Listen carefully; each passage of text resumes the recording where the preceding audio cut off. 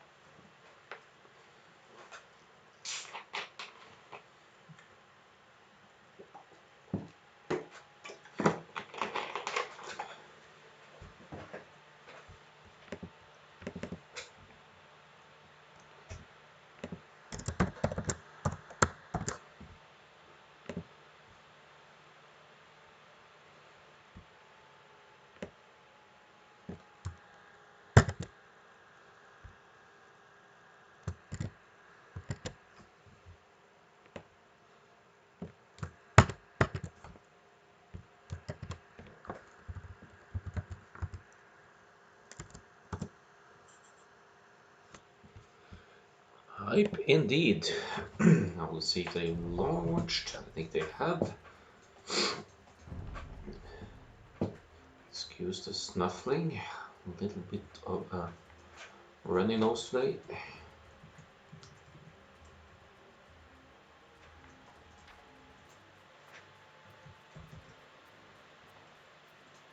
Okay, I didn't launch it. Should be getting very close here. So the first map is Arabia. We've seen AR12 picking Britons a lot, I believe, and even Mayans, like the strong archers. He really likes archer playing. But we should note the little difference between these two as well. AR12 actually playing generally a lot more games than Erikur, but Erikur is in the 1700 range. I believe AR12 has been close to that as well, so these guys should be pretty evenly matched. But we'll see during the sets who gets the upper hand here. Okay, they're live, so let's go.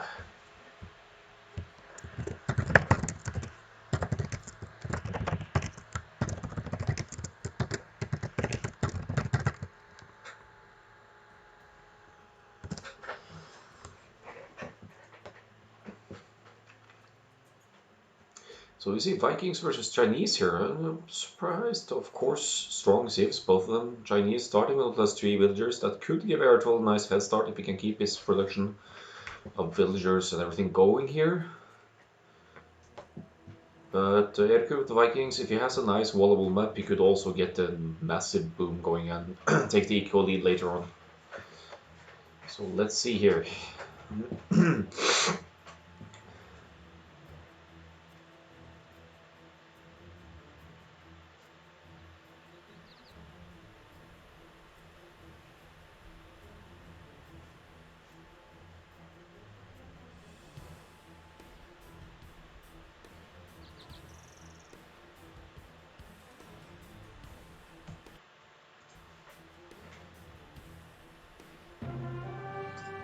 Okay.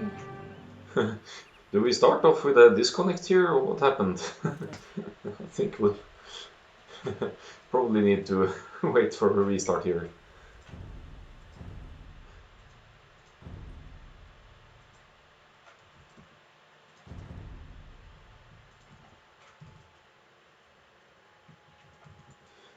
Alright, nice start to the tournament set here with what was most likely a disconnect from AR12 here.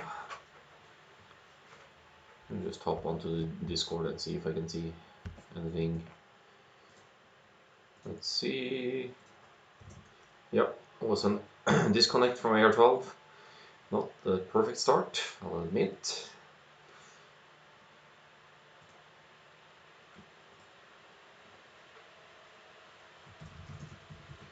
And they're trying again.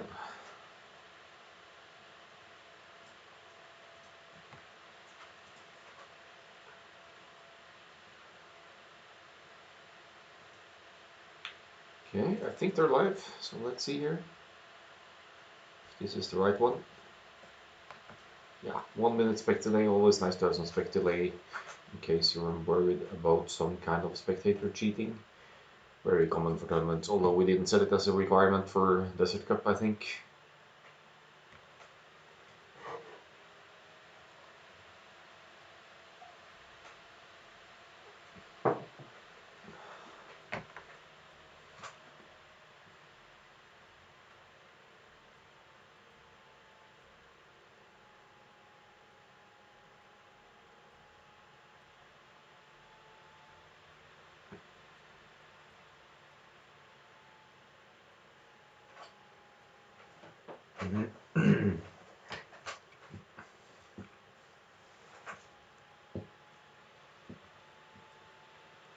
So as stated before, Vikings versus Chinese here. Players picking blue and red, nice for the spectators to see. Looks like they have the game running this time around.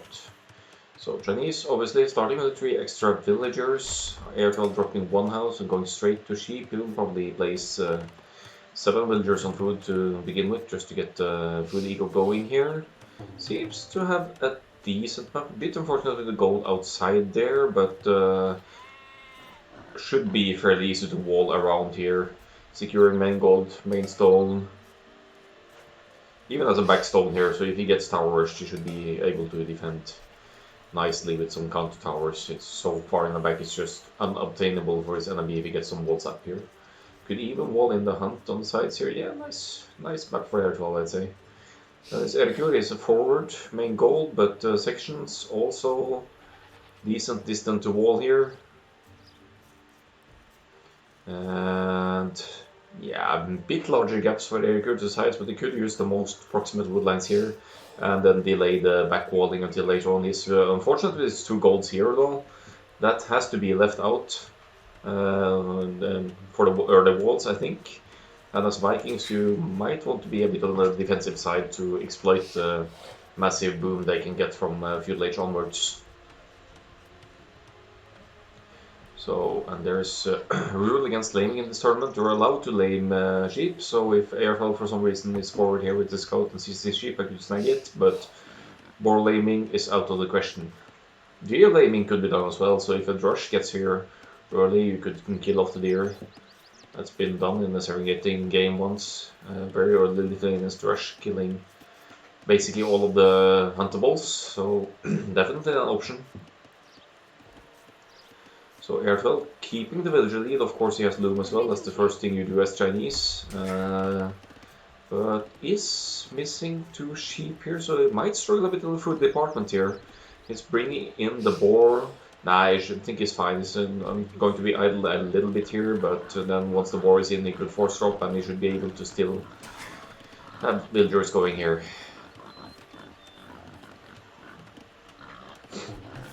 But Erikur has almost caught up on the Chinese villager lead now. I don't think when AR12 sees the scouting, he might be able to get through with some scouts here, but yeah, the sheep hiding in the fog of war here. Also a boar, isn't it? Yeah, it's a boar. But there is the boar, is the sheep. And then it turns around to convert the last 2 sheep. And he should be fine here. So notice the scouting for AR12 found the woodlands, sees how we can wall, and he sees that the wall off is pretty decent here. I think he got away with minimum idle time here, but the villager counts are even here. So Erikur has had little, if no, idle time at all here. So solid start for him. Is actually taking a lead, villager lead slightly here. So bit of a bumpy Chinese start for AR12, but also missing a couple of sheep and scouting the last boar. Just kind of borderline too late here. Is impairing his start a little bit. But this is the best of 5, so we will see at least 3 games here, hopefully 5. Remains to be seen.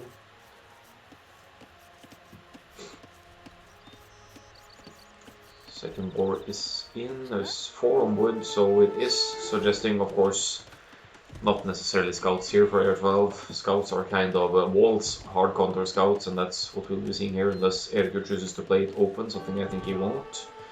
So either of the scouts on each side here, but AR12 of course being Chinese, he has Loom. I don't think Erikur has it yet, he doesn't need to get it as early with Vikings. But of course keeping the villager population close together here. 4 wood, 4 on berries, now going likely to drop the barracks here. Yep, there it is. So it's going to be most likely a man-at-arms opening from Erikur here. His map is absolutely wallable, but with some early aggression he could also try and delay his opponent. But AR12 rushing up the walls early here. He's keeping his scout on this side to make sure if there any aggression comes forward. For example, the rush, it's ready to see it in time. And also has the scout that are ready to protect this walling builder on this side. So pretty extensive walling for AR12, and almost a bit on the greedy side here, going all the way out here. But his scout is close, so if the scout comes in, AR12 should be able to fend off any attack from the Erikur scout here. Needs to react, but his scout is a little bit weak as well, so maybe... Alright, now looks like the walls might be up in time here. Let's see if AR12... Well, it's up against Vikings, so he will suspect some kind of infantry opening anyway. And now got the backside, missing this section, so this could be an entry for the men-at-arms, but now chasing... Now keeping a villager to...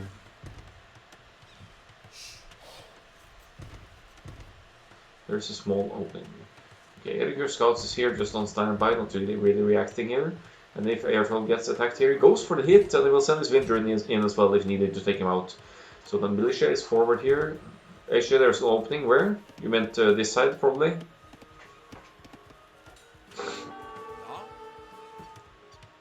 Yeah, a couple of militia forward here. They make it... Actually, AR12 gets the walls up in time here, so...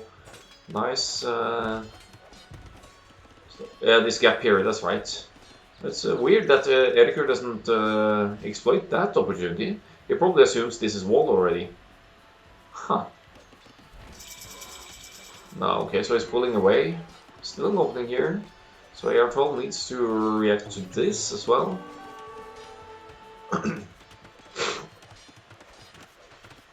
So Erikur at 25 population, so he actually did the 21 pop up here, or 22 pop man-at-arms here. But now he sees the opening, and if he now keeps the scout here, or yeah, keeps it close anyway, then he will deny some kind of walling here. So the rush, yeah, no men-at-arms here, no production at all for Erikur now. What's going on here? He could afford the men-at-arms, but he's going for villagers instead, so 3. But okay, so he never really went for men-at-arms here, which is, I find it a little bit puzzling, because he went to the village, he was at some point able to research men-at-arms, but maybe wants to save the gold for archers instead. Let's see, he's only 2 on gold for now. But there's the rush. AR12 closing the gap now. And Erikur meanwhile takes AR12 off gold here, and the archer range is going up for AR12, so it's only a matter of time before the range is up and he's able to clean up these militia with some archers. So pretty heavy on food here. It looks like Erikur aims for the weaker castle issue. He didn't even drop a range yet, and he didn't wall or anything, he just went for some pretty early aggression with some militia, and it's paying off for him. Nice little block there. Oh, it's lots of idle time for AR12 here. Their villager counts are even here. But men-at-arms finally in for Erikur here. And he's stopping then any access to the main gold. And Erikur of course has scouted this map. He doesn't see the secondary gold of AR12, but that's here and that's here. So AR12 for the archers. He's going to be denied of gold now until he can get archers out. But he's opening, okay, he had a chopper on the outside there. He has a very inefficient woodland here now because he had to relocate. Man-at-arms still doing work here. It's a nightmare start for AR12 here because he's totally off gold. He can't access his gold, which means he can't make archers unless he gets a market up and trades some gold. He has, of course, a few archers out, but won't be any fetching. There's no blacksmith yet either. So against these few archers, Erikur must know by now that he's actually keeping AR12 of gold, and AR12 also, well, he has scouted both of his secondary golds, so he could, since he's only men-at-arms at the moment, he can't know this, of course, there's a range going up, but since it's only men-at-arms for the moment, our AR12 could consider going to the back gold here and try to wall off and secure that somehow. So archers chasing, Erikur splitting up his men-at-arms here. It's just generally being annoying, still not allow AR12 to access his gold, which is huge at this stage of the game, going for the archers. Meanwhile, Erikur has all the time in the wall to wall at home, and he has 2 rangers going to be producing soon. Let's see, he has 8 on gold and 12 on wood, that suggests some heavy feudal archers here, I guess. And still roaming around with the men-at-arms, maybe getting even a villager here. Yeah, that villager is going to go down. Fantastic value from Erikur's admittedly late men-at-arms upgrade here.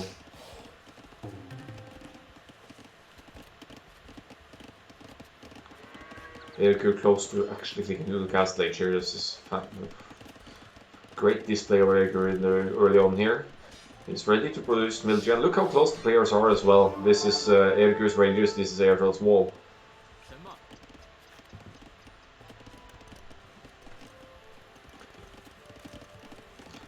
Blacksmith going up for Erikur. He has at 4 military at the moment, but looks like he wants to do kind of a... yeah, he's going castle age, going straight for the crossbows. And looking at AR12's... Eco, meanwhile, is just miles away from Castle Age here. He's been so heavily harassed. Of course, now he's walled. The only threat left here is Erikur's Scout, but there will be crossbows, and AR12 is in a hurry to get to the next stage here. He has 20 farms working for him, so he should be able to get that food count to click to Castle Age in not too long, but he'll still be very much behind in production here, considering that Erikur now has archers out, 5 archers for the moment, and producing from 2 ranges, only producing from 1, but getting fletching here. And also completing his own walls, so any other kinds of raids will be difficult to get in for AR12 here.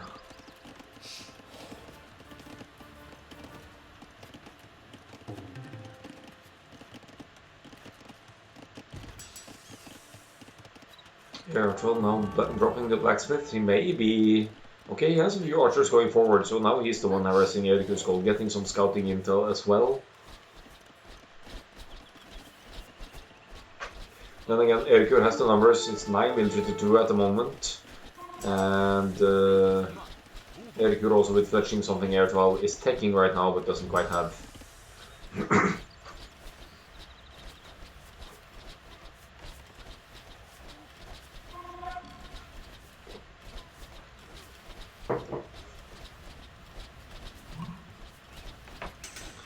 Castle Age is in for Erikur, AR12 still, well, it's getting close to the click, but as Castle Age kicks in, he knows he's just so too far behind here, and massive display from Erikur the first game here. Pretty late men-at-arms, I don't quite know what happened there, but he got in finally through this section here, which was the last section that the AR12 wall. He was prioritizing the sides, expecting the drush to come in from that side. And proved a disaster for AR12 with his gold positioning. So map not too great for AR12 overall, nice walling potential, but maybe it would have paid off more for AR12 to be the early aggressor here.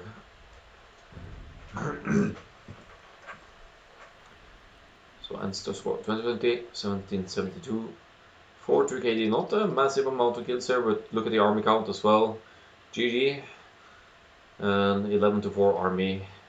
AR12, of course, almost able to click Castle Age, but when we click Castle Age, of course, you can't afford army. So then what do you do against Castle Age crossbows from the Vikings? Ever-growing eco.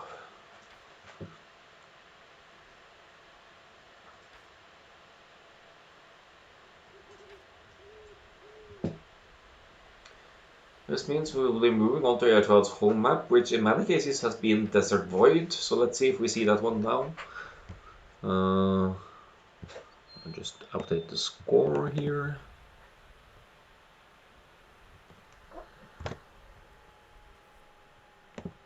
Warm-up game now. Let's see some amazing play. Indeed.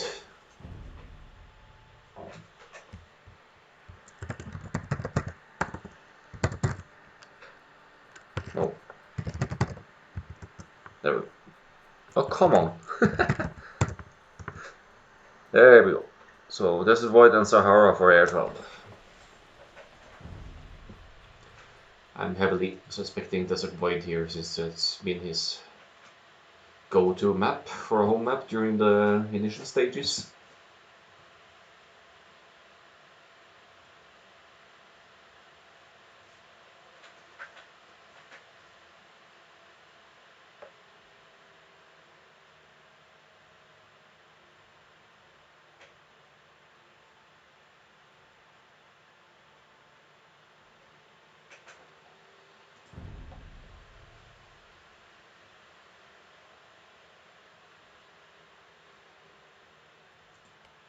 So it's indeed Desert Void here. So I suppose they'll be launching soon. They're just deciding zips and everything.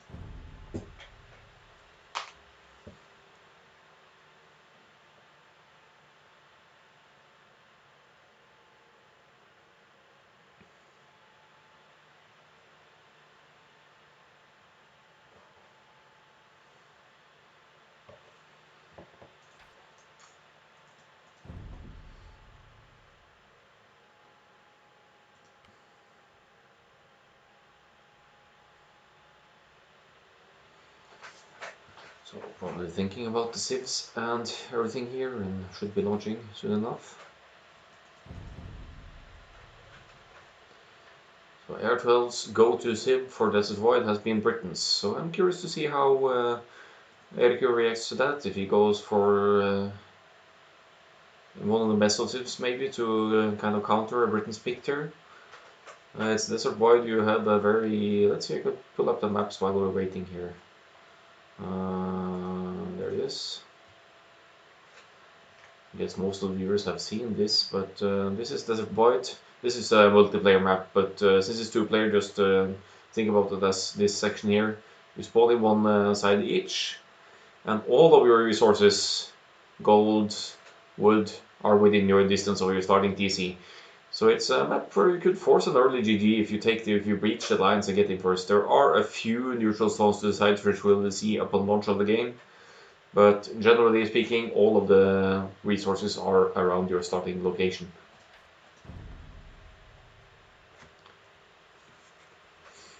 Here we go. Britain's mirror, guys.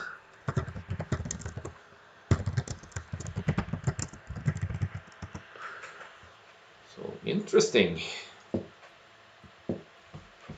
Means that Britain's range advantage against Siege or other archers is simply negated here because both players go for the same civ. Probably the same kind of mindset here. This is a map where since it's so easy to wall, you could just go for the wall of and fast castle, or for that matter, more intensive feudal aggression. But I guess fast castle should be the player, be a bit on the backside, and go for castle through Britons because you have the extra range. But let's see if either of them go for some kind of early aggression here.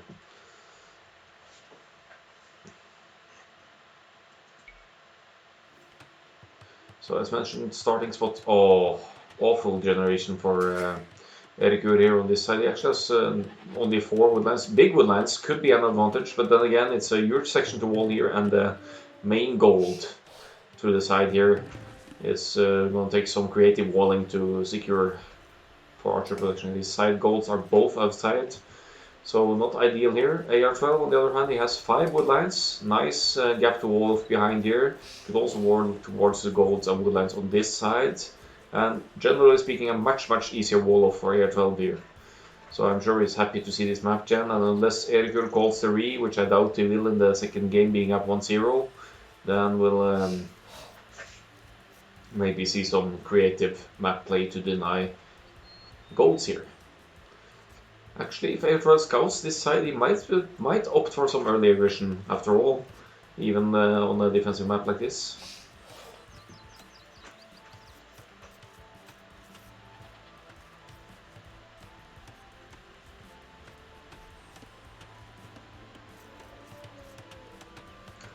So Erikur with the lumber camp placement, trapping in 2 villagers behind here, that makes for some much more efficient gathering because they don't really have any space to go. It's also using 2 villagers to construct, which is kind of taking up resource gathering time, but he will make up for that with the 2 villagers having very small walking distance here. One thing though is that they are very susceptible to archer fire attack here, being only a few tiles away, so could be an issue later on because you're trapped behind the lumber camp.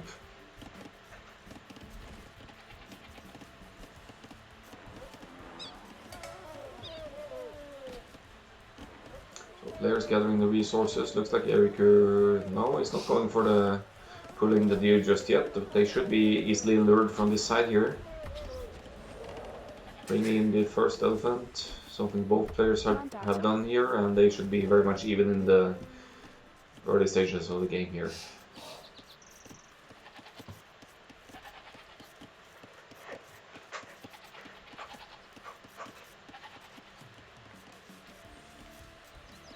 So some house walls here, just to wall off the front section first, close to the bears, so he won't be easily hit by a drush or men-at-arms here.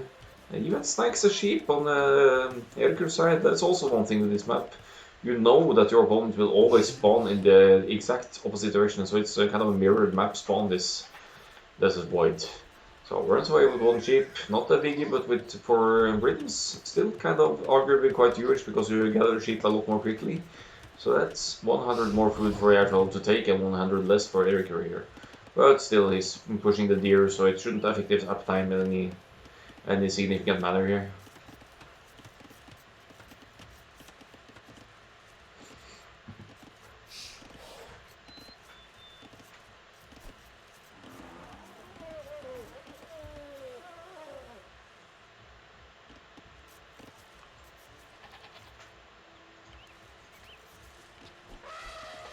Erikur for now only scouted his own side, but knowing this map, he should of course know where his opponent is, so there's not necessarily any reason to stress that.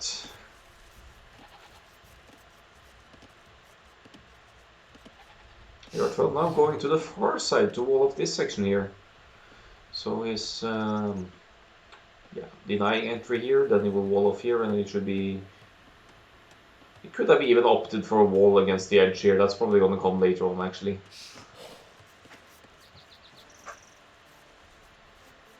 And palisade walls always with an opening in the middle for some reason.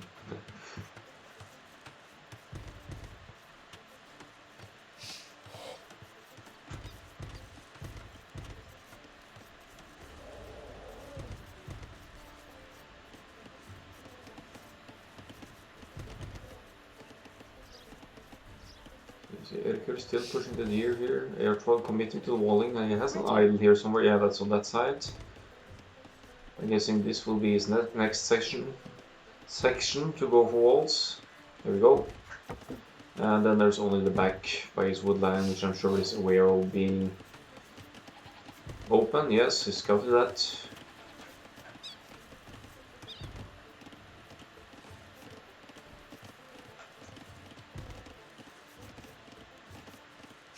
And now sets the villager. Okay, I want to use this villager to wall that side. I guess that makes sense. It's a nice piece of wall here, making sure that the main goal should be more or less out of reach of any archer fire here. Erikur now taking Loom and about to go up, and he will be going up at 24, well 25 pop. Now only with 2 farms, but having, no that's air, now only with 1 farm on Erikur's side, but he is pushing the deer. So that's boosting his food count. He's also not stressing the walls in the same way, so he is not afraid of any early aggression here on this map. He might or might not have seen AR12 play this map before and know that AR12 is staying on defensive with Britons. But here's the archer range. 2 on gold for now.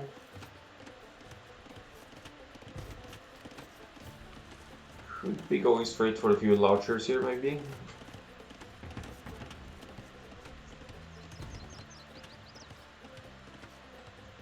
And now Erikur is going forward to scout him. I will see the barracks, I guess. And is now completing his walls as well, also dropping a barracks on this side. I think both like a piece of wall and as of course a production building. So I think their scouts just pass each other. Where is Erikur's scout? There he is. So seeing Erikur up a bit earlier as well, that could be the fact that he pushed actually all of the deer in. The food gathers faster, so but is also going up at 2 less population here, I believe. So that's fuel age for Erikur. He is able to go straight to the cast age. It will be blacksmith's range, I guess. Where's the smith? It's only dropping the range for now.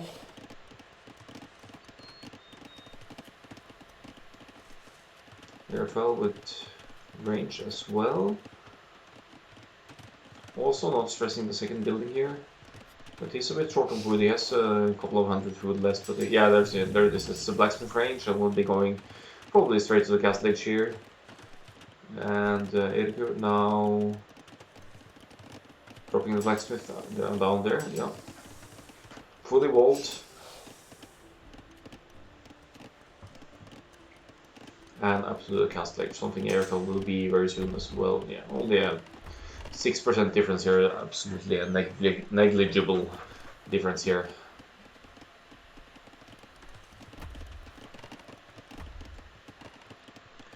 So this map would definitely be a fight for resources. I'd say Erikur is easily taking off gold here with some crossbows forward, so I guess it will come down to army numbers and of course map control here. But first player to reach his opponent's walls and get in and disturb it is usually at a huge advantage here, and I'd say that Erikur's main gold is the most vulnerable of the 2 players' resources here, because AR12's gold is slightly closer to his TC and also his walls have secured it more easily here.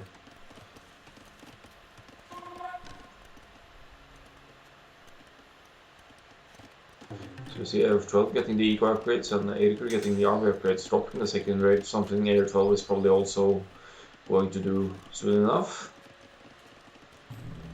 but for now producing from 1 range.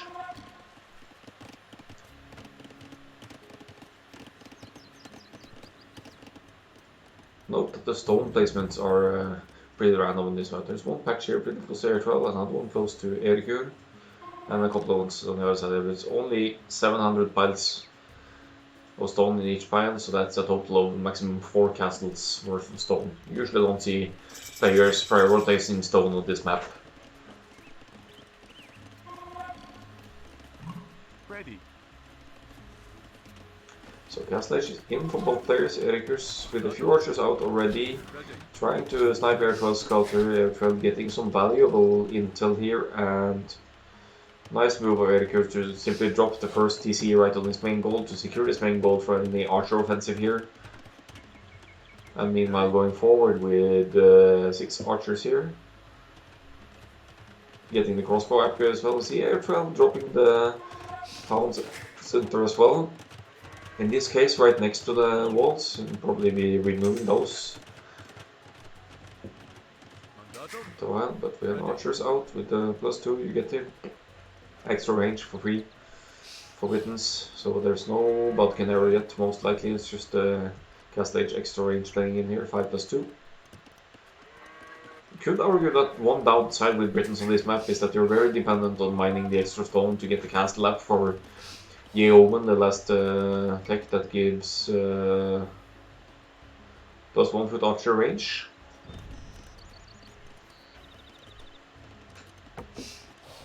But Erikur is now on the forward, on the lookout here, trying to find a place to do some damage. But pretty sure A12 has also secured his woodline here with the third TC. So it should be very much on the safe side for now. As Erikur begins his break-in here. Which counts 9 to 7, so AR12 has been stocking up at archers at home. It's probably all in his one range here. He's being very patient here, now taking crossbow.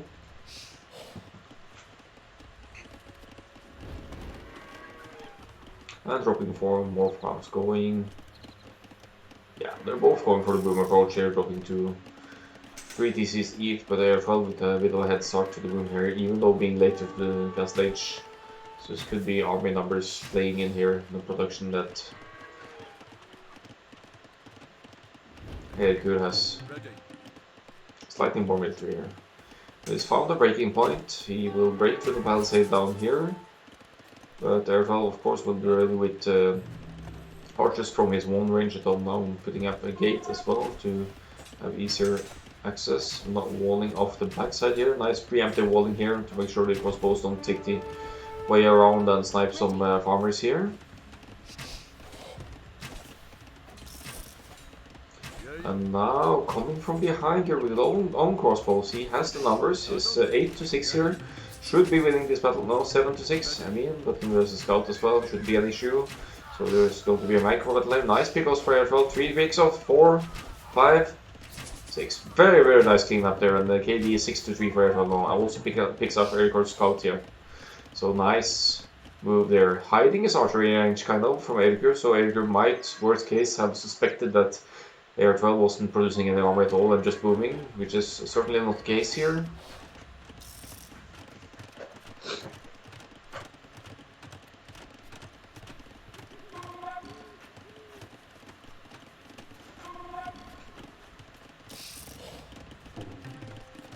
So still staying in one range, but dropping in the second range now for AR12. Erikur with 2 ranges, of course supplying new army here, is at 10 crossbows at home now. But also slightly behind the villagers, but in exchange maybe has a little bit easier access to his... Yeah, AR12's TC here is also kind of protecting this gold, so they both should have trouble taking each other off gold. Looks like neither of them have teched Bodkin Arrow yet, because it's +2, could be +3 if you get Bodkin Arrow in, so whoever gets that first will have a range advantage for a short period of time until the other player could take it.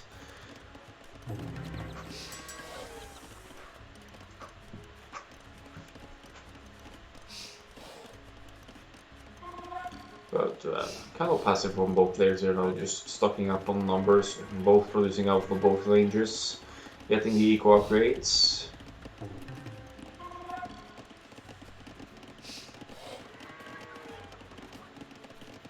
And just a slight mid-lead for Erikur. So he's been on 2 ranges earlier on, that's how he can have more military still, even after losing his 6 crossbowmen over here.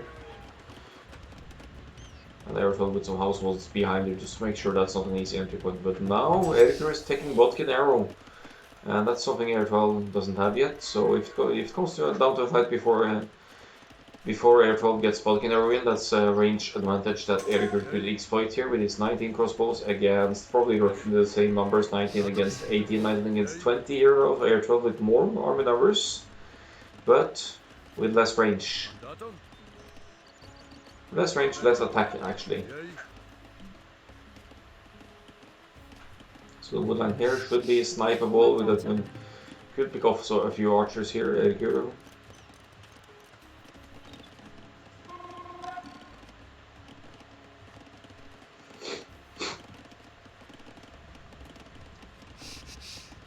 He's looking to enter at the same spot again, actually doesn't know that's been house wall behind here. So I think this is dangerous for Erikur.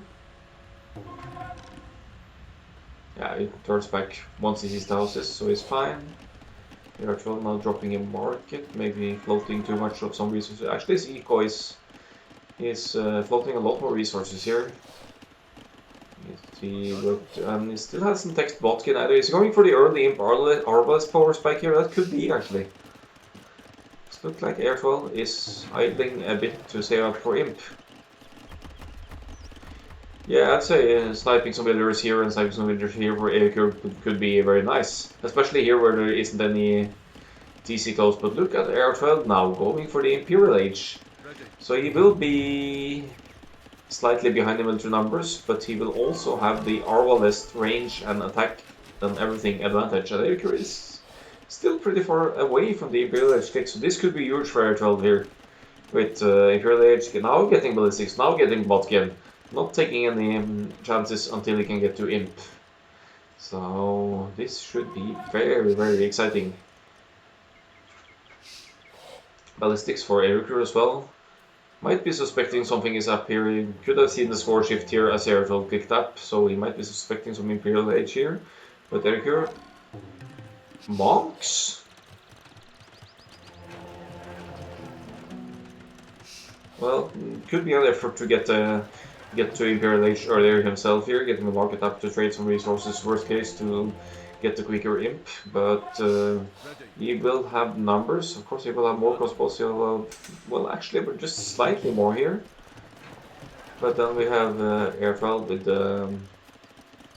early 70 something pop imp and roughly 40 army. Likely to afford Arbalest not very long after he hits Imperial here. And then if he can hunt down Erikur's army, which is patrolling the edges here for the moment. Oh, so that's why he's getting monks. He won't go for the relics, of course. You can counter the Arbalest with skirms. Yeah, of course you can HJ, but then again it's still the range thing, right?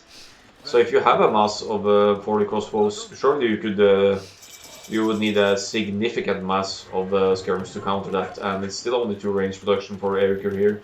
He's actually teasing the stone now though, so he might be looking to go for a defensive castle and also get the unique tech for Britons here. But Erikur, 45 military, AR12 47, AR12 will be having Arbalest first and could now be looking for to abuse the power spike here. He's getting Bracer, of course, getting all the upgrades here. We see 5+4 now. And he has the university, so he will probably be taking chemistry as once he can afford it as well. Get some pickups here. And now only crossbows for Erikur. This should be a great fight for as well. Erikur just needs to bail, he needs to save his numbers, try to delay for as long as possible and get to Imperial Age.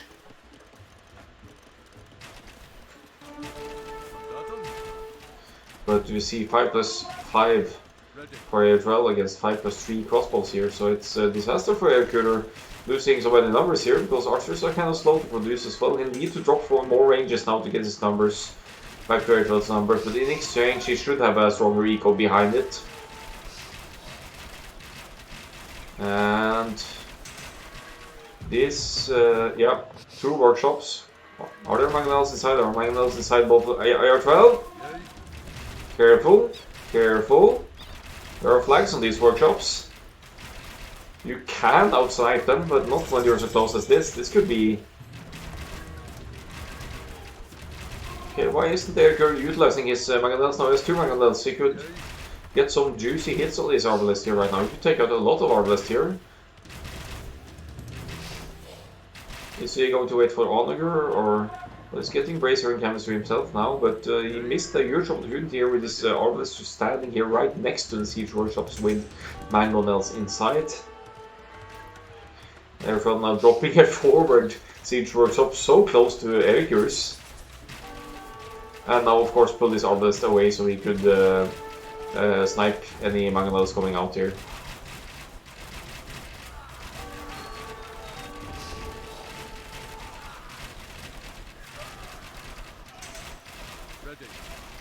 But not a great fighter as well here, probably not paying attention here since he loses very many Arbalest here to Erikur's own Arbalest.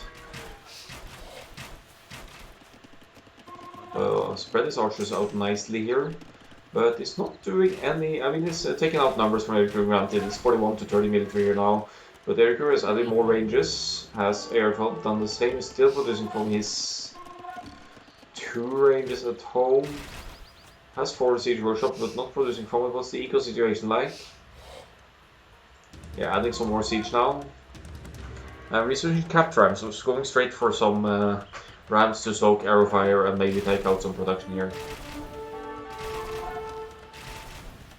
I have to say Erikur is holding on nicely here. He's getting his numbers up. He's dropped more ranges. He has 5 ranges, 6 ranges I think now. Now it's 5 ranges.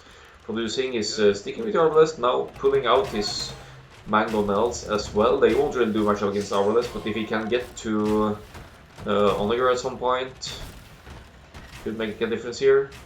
He's floating some golden wood and he's also using them to take out the forward siege for AR12 here, putting AR12 on the backside and defending again here.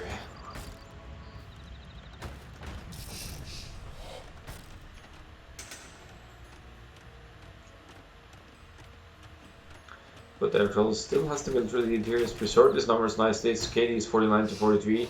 AR12 now with 43 Arbalest against the group of 22 here. This could be a great fight for AR12 here. But Erikur meanwhile is assuming all of the stones, so he really wants to get that castle up. He's close to be able to drop a castle now. And if he drops this on the golden knight that way AR12 for example, that could be huge. So some rams going to soak some arrow fire here, but AR12 with superior numbers here takes a good fight once again. Also going for the rams here and pulling back a bit. And 117 to 110 villagers, so the guys are very even in the eco perspective here, but more military for AR12, that's always an advantage, having more military. And now dropping ranges of his own as well, bringing in some relics as well. Let's see the relic count here. 1 relic for each, but as said, Erikur floating maybe a bit more resources at this point. At least considering stone AR12 is housed. It's about a bit pop capped actually, so he has 20 more population than Erikur. But Erikur now dropping a defensive castle on his side gold here. Makes sense of course to secure that from the archer fire going on, especially since Erikur is down to half of the military of AR12 here. I don't see AR12. Yeah, AR12 has gone to stone as well. So he will be, hold on, let's toggle AR12 again here. He has slowly collecting some, 7 on stone now, so he should be able to drop a castle as well. And then we might be seeing a trap bore forward here, because this AR12 pushing here is taking out the siege production of Erikur here. And even with 5 ranges, Erikur is not able to keep up with the numbers here, because AR12 of course also have ranges working for him, and he's losing less numbers. He has 4 ranges, 3 at home and 1 forward here for AR12. Now also adding some stables. Could be to have the siege, could be to raid a little bit. It's open here now, so we could raid with some light cap inside the Erikur space here. But does he see the castle? I don't think he sees the castle, so if he moves too close here, that could be really, really bad news for AR12 here. But he's backing off, preserving numbers. It's 73 to 45 military here, so huge military lead for AR12 at the moment. But he needs some way to deal with the castle here as well, so look at the defensive play for Erikur, dropping 3 siege workshops, wants to get some defensive siege up. And maybe some rams to soak arrow fire again. Lots of capped rams moving forward. There was 7, 8 capped rams for AR12. And Erikur floating lots of resources as well. So none of them are struggling with eco here. But it looks like AR12 is keeping a more healthy production. He's keeping his opponent's military numbers down, 72 to 22 now. And if he can ram down this castle, then I think Erikur will struggle a lot here. Especially considering AR12 has 10 on stone at the moment. He could drop another castle. But and still only mangonel for Erikur here. Great push indeed from AR12 with 64 to 17. Now it doesn't really stress too much his Arbalest even here in castle fire, because he knows he should be able to ram down this castle in the end. There's limited means of repairing the castle here with 92 stone remaining for Erikur. I think this castle will go down even with, I mean, it's given up on the repairs now. It's garrison inside, and look at the army count again. It's 61 to 21 here, and AR12 takes his home map of Desert Void and brings the score to 1-1. Wow.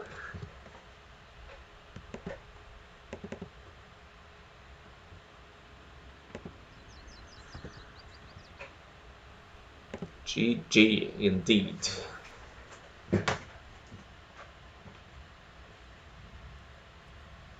So AR12 showing his power on the whole map here. Both players have spent Britons now, so let's see what comes next. Erikur's home maps are Plains, I believe, and Serengeti. So I'm strongly suspecting Serengeti right now, but we'll see what comes up.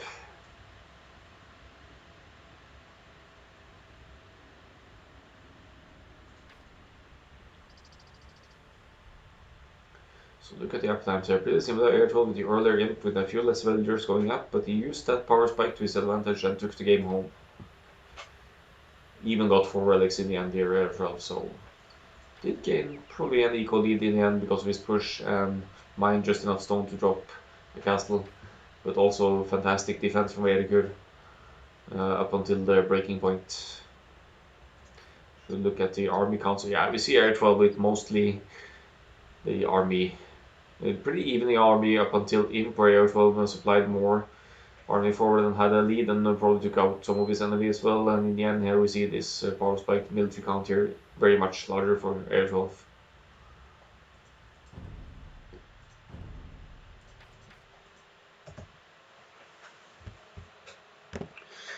So I'll be right back for the next one.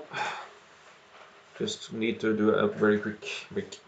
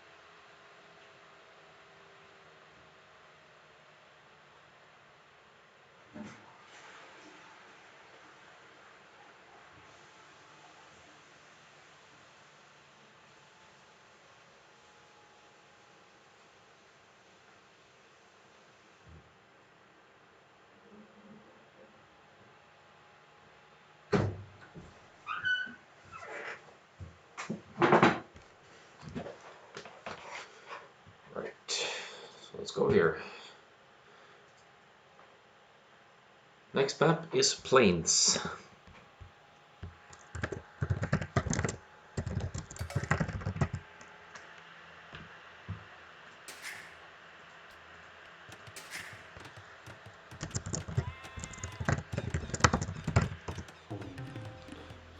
Right, so we have, this time around we have Erikur's home map, playing in the blue, and has chosen Hans as his map. I'd say that's one of the more obvious choices for an open map like this. So Hans, with no need to build houses, will save some wood from not needing to build houses and can just use the mobility to outmass your enemy. On the other hand, we have AR12 playing in the red as Khmer. So Khmer, less susceptible to, for example, scout raids in the sense that they can garrison inside houses, so they could temporarily escape some raids and save some villagers by hopping into houses. And also, the fact that they don't need any buildings to click up means that they can advance to the edges a lot more quickly. So, but looking at resources here, looks like AR12's secondary goals are very far off here, but at least the main goal is not too far away from his TC. It's forward, but on this map we're very likely not to see any full wall anyway. So I don't think that makes too much of a difference. And the deer are quite close to the TC, so you could easily push these and get some quick food income. Erikur's deer are further away, but he's bringing them in at this moment. And we'll probably, yeah, he's found his boars as well, so shouldn't be any huge difference in the early stages here. I'm fast forwarding a bit to catch up here, seeing a little bit of idle time here, but no big deal, of course. Bringing in the boars, no laming as far as I've seen here, and both there to the same population counts here.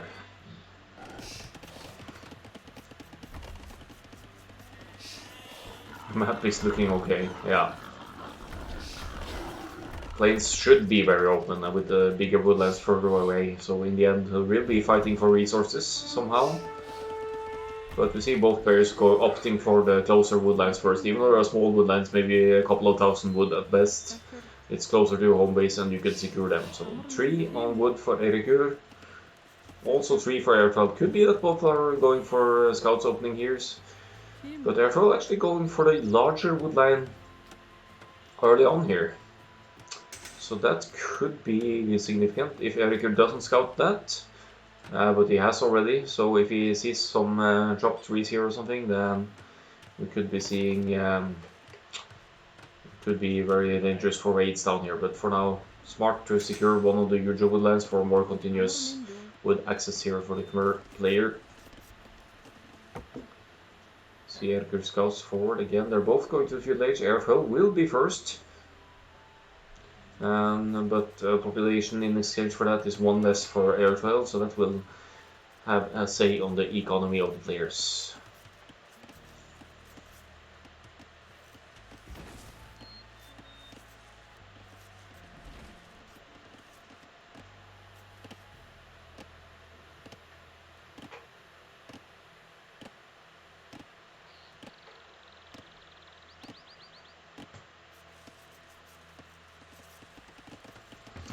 Barracks being dropped for Erikur now.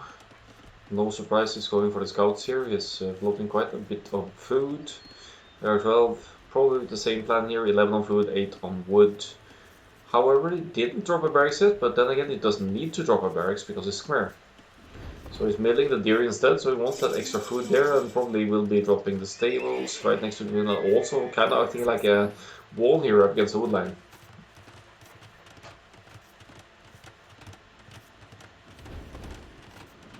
So Erikur sees the mill going up, not really much to do about that now. He will spot the stable as well, so nice bit of scouting there for Erikur. And if Erikur really pays attention to his scouting, he will also see that there is in fact no barracks for AR12.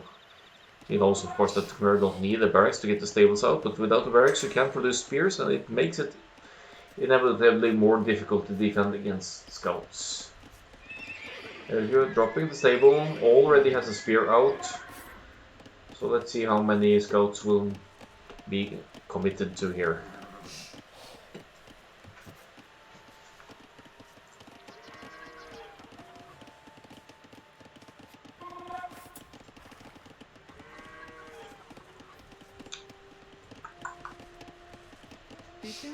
So no action yet. I'm looking at the army numbers. It's Erikur with a bit more military here. That's some spears at home protecting his eco. There's one on the berries. So Erikur will be looking to places to hit here. But with the spears defending, it's going to be tough. But then again, making spears, it's a food and wood investment. Something that AR12 hasn't done in the same extent here. Is not dropping a barracks. After all, he's counting on his scouts to do the offensive work here and exploring a bit of the map here. And will now be hit by a few scouts and a spear, but this should be some easy quick calls here. His woodline should be fine. And with houses close, he could hop into the houses as well. But this could be a vulnerable area here. Okay, the scouts are in place, but look at AR12 hopping into the houses. So he's fine here for now. So won't get any hits here. It's annoying for sure, it's idle time, but look at the quick walls going up, making sure there won't be an entry here again. And this villager, I don't know where she's going. Is she going forward or?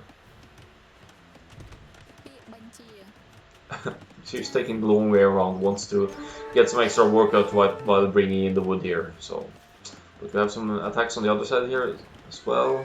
No upgrade for either player on attack or defense for infantry or scouts here, but the army numbers significantly higher for Erikur. Means he has invested more into spears as well. That could be a J8 from AR12 wanting to think Erikur, wanting to make Erikur think that he is going heavily into scouts, but maybe he's just making a few and exploiting the fact that he can go up quicker here.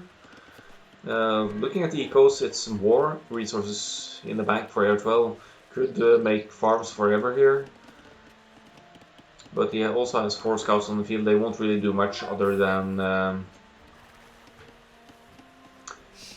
than maybe fend off Erikur's own scouts here. And then 1 spearman forward here. I mean, 5 scouts could take 1 spearman here if they need to. I think he will engage maybe, or is he avoiding it? Just baiting him away.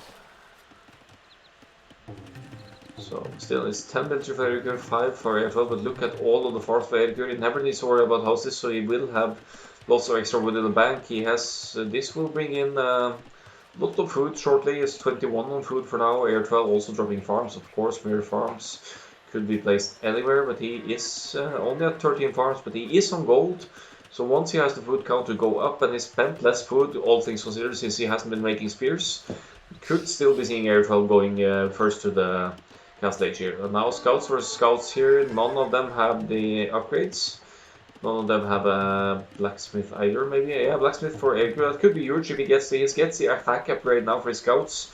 So he's investing more food into that, and in exchange he will most likely delay his Castle Age here. He's not on gold either yet. So Erikur is determined to staying in Feudal Age here for a while, forcing some feudal fights, but AR12 should be going to the Castle Age in not too long here with his food count just spiking up here with the Khmer farms, never needing to go to drop off, and now dropping the blacksmith. Could opt for some upgrades. So nice walling here, walling a bit towards the CC, hopping into the houses just to make sure scouts never get a hit. There were so many scouts ready to go. 10 scouts versus 7 scouts or 12 here.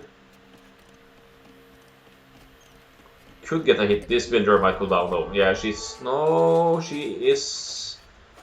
able to garrison into the house in time, so nice defense for AR12 again here. Using the Mercy bonus to hide in the houses and save villagers here, and looks like they're both still committing to Feudal Age. AR12, I think he just got Bloodlines, so he should have... Oh, he's researching Bloodlines, so he will have more HP on the scouts. He has the defense, but Erikur has the defense as well, so he's mirroring Erikur's approach here. Except AR12's 7 scouts are missing the attack, but they will have more HP. So it is still going to be tough for Erikur to take them out. So Erikur sending a spear in here just to annoy the woodline and still pumping out. This is like the never-ending scouts push from Erikur. He has 17 military now, that's mainly scouts. He has 11 scouts for in AR12's place. AR12 only with 1 stable, but of course producing as well. But uses bloodlines here, but is facing scouts with both attack and defense upgrades. So he's losing numbers, unfortunately, here. He's also pulled away villagers to this side, probably fighting off 1 scout or a spear or something here. I think he's losing 1 now. So villager count was dead even, now it's 39 to 37 for Erikur here. Both players producing consistently now. Erikur now, did he get bloodlines? Yeah, he just got bloodlines, so his scouts are superior now. Since he has the numbers. Actually their upgrades are similar here. AR12 finally dropping a barracks, realizing he might need some spears of his own. So not letting the Khmer greed pay off here by dropping a barracks just now. Could have maybe been helpful earlier on. But he is more heavily on gold than his... Well, they're both pretty much on the same gold rates here now. Actually a few more gold miners for Erikur and AR12. 1 more gold miner. So they're producing scouts, but now it's 16 scouts for Erikur against AR12's 9, which are also weak, and AR12 once again forced to idle villagers inside the houses. Dropping a market needs to garrison to make sure the villager doesn't get hit here. Such a massive feudal army from Erikur is with a score lead not really much to mention here. AR12 producing some spears of his own, but he is closing on the Castle Age click. Let's look at Erikur's resources as well. He's close as well, but not as close unless he uses the market, which he doesn't have actually. But taking the scouts numbers here, it's 18 scouts for Erikur, 25 military, so that means he has 7 spears on the field as well somewhere. At home protecting his eco. Look at these guys, pointy boys just guarding the gold mines here, precious gold. And AR12 needs to wager his battles heavily here, but noticing that there are no spears forward for Erikur, he has his spears in position here, could get some hits in, but still huge amounts of scouts which are full upgraded into Feudal Age here, and they just melt the spearman. They even takes out the spearman there without taking a single scout loss himself, and AR12 is outmassed here, and he's up to the Castle Age. It's going to be slightly earlier to the Castle Age here, but Erikur probably will stay with the stables, transition into knights. Maybe he'll just take right into light cab as well, since he has so many scouts here. But yeah, their ecos don't look that dissimilar. AR12 voting more stone, wood and gold now. Could be extending to some more TCs, maybe once in the cancellation and getting the Khmer boom going. But then it's up against the 1 TC, potentially staying on 1 TC, Hans player here, and with 3 stables. So it could be difficult to handle. You can't just go for the boom here, you need more army. And AR12 now queuing 4 spears. I guess he will take right into pikeman once he reaches cancellation, because he should know what's coming. He has to handle 18 scouts, and well, it's been a while since he scouted before, but from the numbers of army he is facing, he should know that there will be more cavalry coming his way.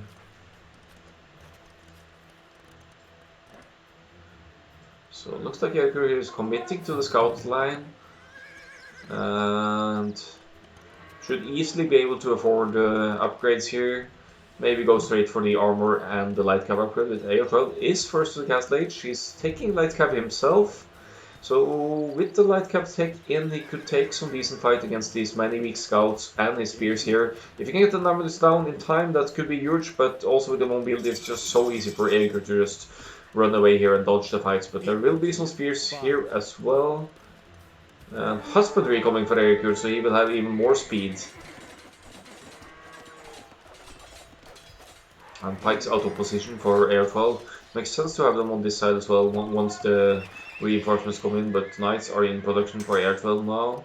AR12 just getting the defense upgrade for the moment. Is he missing maybe food? Yeah, his food count is struggling a little bit for castle production, but he's dropping a town center on the stone here. Now fighting light cab against light cab, but spears would help out as well. Could clear up some numbers here, or at the very least chase them away, but then again there will be knights coming. Both players, however, about to get +2. Erikur is taking pikeman. He expects AR12 to stick with the cavalry approach, but not so much army production building for AR12 at the moment. He's going for the 3 TCs. Security is going to be a bit more, of course. There are now 5 knights and heaps of light cav on the field for Erikur, who is now dropping his 2nd TC and sticks with that for now. But he's keeping his army masses together, also dodging the spears very nicely. Causes idle time again here, and taking a villager lead, 50 to 46 here. Just small attacks, withdraw, attack, withdraw, now bringing in pikes of his own. And AR12 not in any, hasn't had the opportunity to take into pikeman yet. He's of course making huge numbers of spears here.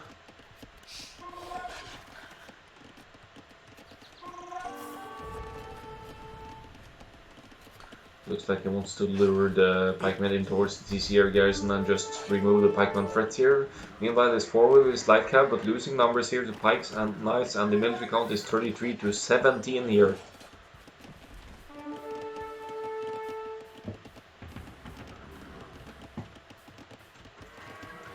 So military count, as expected from Hans here, is very much significantly higher for Erikur here. AR12 still committing to the spears, but it's a limit to how much spearman can do in this matchup here. Maybe needs to cancel a few of the spears and get to pikeman. He has the gold for it.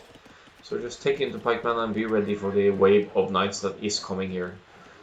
And military counts double the numbers for Erikur. That's of course mainly cavalry for him now.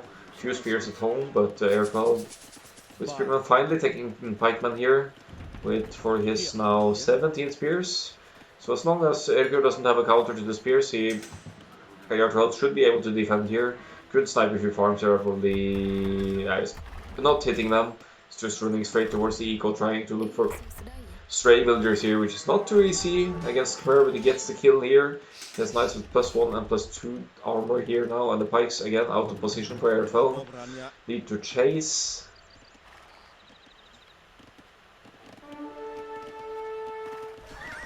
But AR12 using the last of his light cav to try and get some raids in on Erikur's base, and with this mass of numbers, I think AR12 will struggle with keeping this woodline here. Safe is walling behind and sending the pikes in so he could get some significant kills here. Erikur needs to back off his splits up his army, but the pikes will get some nice hits here. Should be able to pick off some here, but look at the KD for Erikur is 27 to 9 here.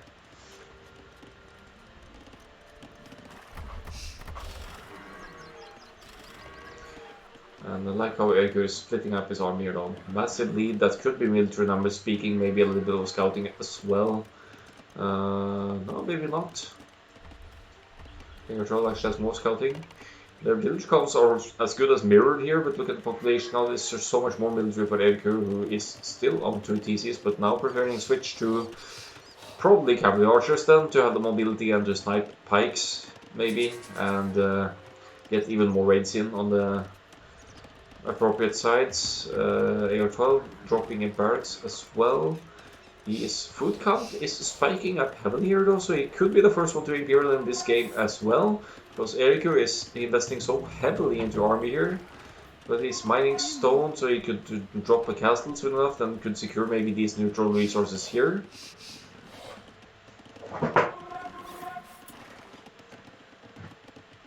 But look at these villager counts, so even players, but military very heavily in Erikur's favor, at least at the moment. AR12 is committing to military and upgrade as well. He's floating very much gold right now, and he has a market to adjust his eco as needed. He saves some villagers here and brings the pikes back home. I think he needs to abandon this woodland now, maybe find a different one to TC or something. There are also 2 golds here that desperately need to be protected by AR12, but he removes from the safe houses here and goes for a house wall and wants to keep using this woodland. So Erikur now mirroring the pikes, but looks like he's going for a forward castle now. Where is the foundation going to be? Right on the main woodline, I would say, of the AR12 here. So this castle is probably never going to be denied, and it's going to deny this TC on woodland and make life really difficult for AR12 here. Still with a significant military lead here, and with pikes with more attack on them, but missing the armor, so the matchup shouldn't be too bad for AR12 here. But the castle goes up and the woodland is denied. Should cause lots of item from AR12 here, who has kept up with the villager lead here, but the GG is called and Erikur takes his home map plains and takes the game to 2-1. Or 1-2 if you will.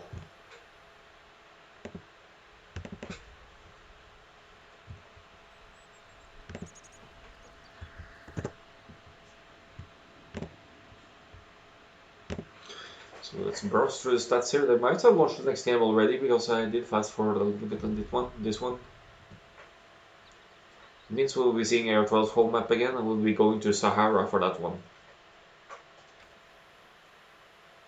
KD massively in Erikur's favor. He committed so heavily to scouts early on, was on double stables, and AR12 may be a little bit greedy with Khmer not bringing up the barracks until kind of late. Could be that Erikur noticed that AR12 didn't have a barracks, and then he could really just go for the scouts and not be afraid of any spears picking them off easily. But food and wood very similar here. More stone, more gold for Erikur. He was basically untouched at home because of his spearmen guarding his woodlands and resources, everything.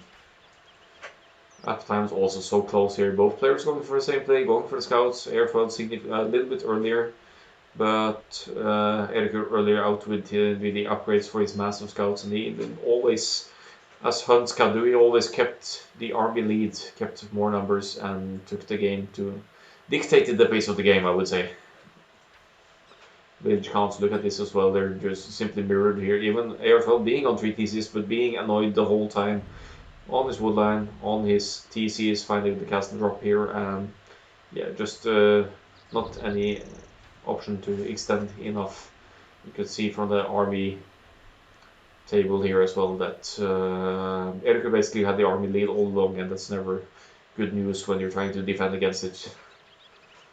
But the score is 2-1, and let's move to the next one. Might be that they already have moved on to the Sahara match here. Let's see.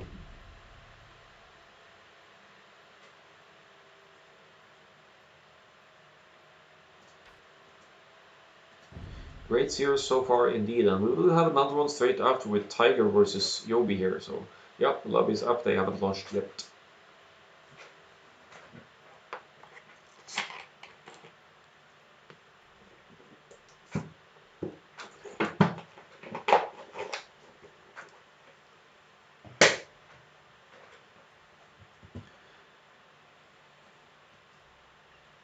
Yeah, so as you can see in the chat, the home maps of AR12 are Desert Void and Sahara. AR12 has already played Desert Void, so we will be seeing Sahara for this one.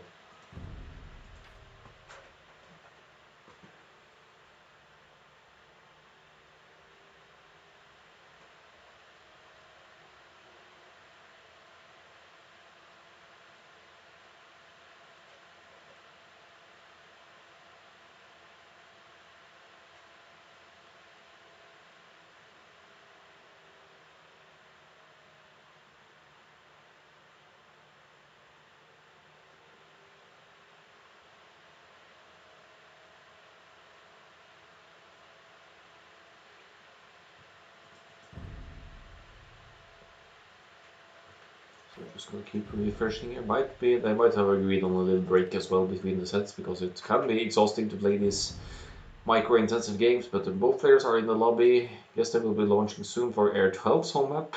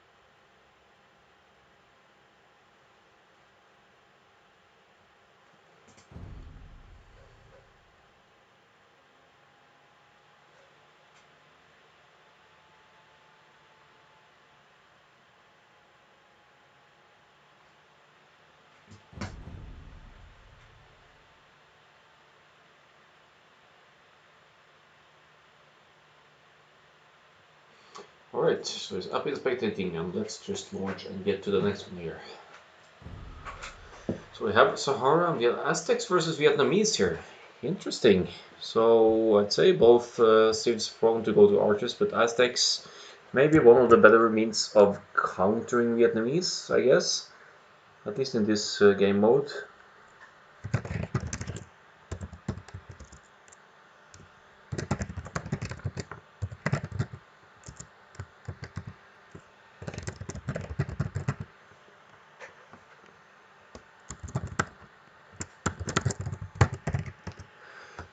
So it should be interesting to see how it plays out, but Aztecs with maybe more of a significant eco bonus than Vietnamese. Vietnamese have it so much easier to get to the upgrades with their eco upgrades not costing wood at all, they only cost food. But Aztecs bring in more resources for villagers, just carry, what is it, 5 more resources or something. So gives them an early eco bonus boost. They have the eco bonus already from Dark Age on. Bit of a tongue twister here. But Erikur playing as the Aztecs here on Sahara. So you can see Sahara, huge deserty field in the middle there, not really much resources to fight for. Only, well, basically only hills where you could force fights, I guess. And then you have the standard resources. There's a side goal there, you're pretty far forward here. That's actually a disaster for him to have it that forward. But there's also some gold, but up on the hill here, it's still bad, but maybe not as bad as having it so far away. And this is unusual gold, so that doesn't matter a lot. I guess AR12 has a... No, it's Erikur's map definitely the best here. He has the main gold in his back, one wall here, and this main gold is very much safe. Yeah, both from archers and other kinds of raids, and on the side here it could also be walled off. So in AR12's situation here, he should absolutely consider calling the restart. You get one restart before 4 minutes, and with the resources disposed like this, side gold on the hill here, all resources forward, all boars forward, not that you could steal the boars, but still you need to scout them and find them. Yeah, definitely justify the re here, but he could of course wall this section a little bit up towards here and still be okay-ish, but this map heavily favors Erikur for the moment, I'd say. Two backish golds that are just so easily walled up for him towards the woodlines and the edges of the map here. But I guess we're going to keep playing here because now only 1 minute left to call the re, and AR12 has seen his core resources. He knows where all 3 of his golds are and he's just decided to go with it.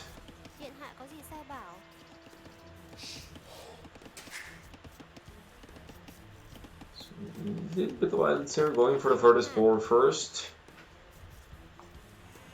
But nothing significant, of course. Both players going for their respective Dark Age builds. There is 4 wood, probably for both players here. So, and on this map, being as open as it is, certainly favors some kind of rush or men-at-arms play. AR12 barriers are forward, Erikurs are in the back. Fantastic map for Erikur with so many of the core resources in the back. It's just so much harder to hit Erikur than it is to hit AR12. So AR12 really needs to be the aggressor in this game. He finds his last few sheep now, fortunately. So won't be losing any food in that sense. I don't think he's going to opt for the full wall and passive play here. He might be forced to try and get some early damage in on his opponent here, but remains to be seen, of course, as Erikur is pushing in his deer from the side again here to boost his food eco.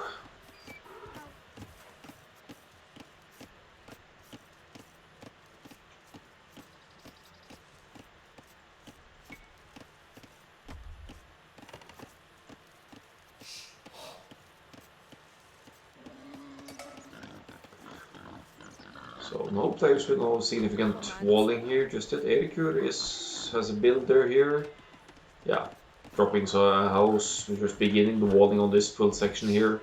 He's not too worried about the sides, I guess, unless because he has scouted it, right? He has scouted both ends here. He's actually not scouted his third gold here, so that would... if he didn't know whether it could be a bugged map for him, we're missing the last gold, but it's just too much forward. He's probably not too worried about that being Aztecs. Getting good value from the resources anyway.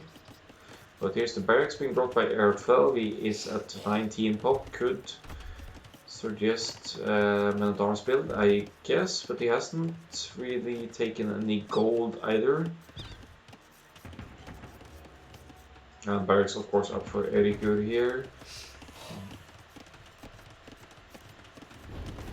Also didn't take any gold. Maybe wants to wall off and play it kind of passive after all. But here's AR12 scout forward, and it's an unloomed villager. Could get a kill here, AR12. Well, nice reaction from Erikur anyway, and AR12 backs off. He knows he won't get that kill. Still costs some idle time here, and Erikur now sends 2 villagers to wall this section just to make sure that AR12 can't snipe him here. He could still delay the walls a little bit or just try and gather some intel, but he can't challenge these villagers. Although they're still undoomed. And Erikur chasing the scout here a little bit, maybe forgot to task them back. But AR12 being as annoying as he can, he is causing some serious idle time here. That's at least 10 seconds value of idle time on the walling villagers here before they can finish the walls and finish that off. So barracks is up for Erikur. He is going to the feudal age very soon, but he's going to be at least 40% behind there, although with 2 more population as well. AR12 now on gold. Still not too late to consider an infantry opening unless this is for defensive measures, which could be the case as well.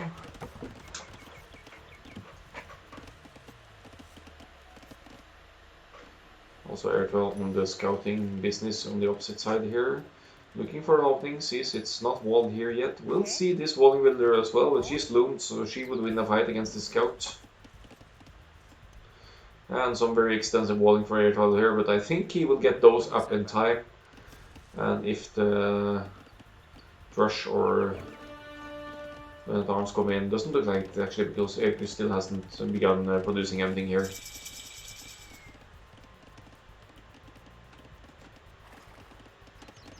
So he's just going for the walling, going to gold now. Probably going to drop the range as he reaches field age. He certainly has the wood for it. Could do both range blacksmith here.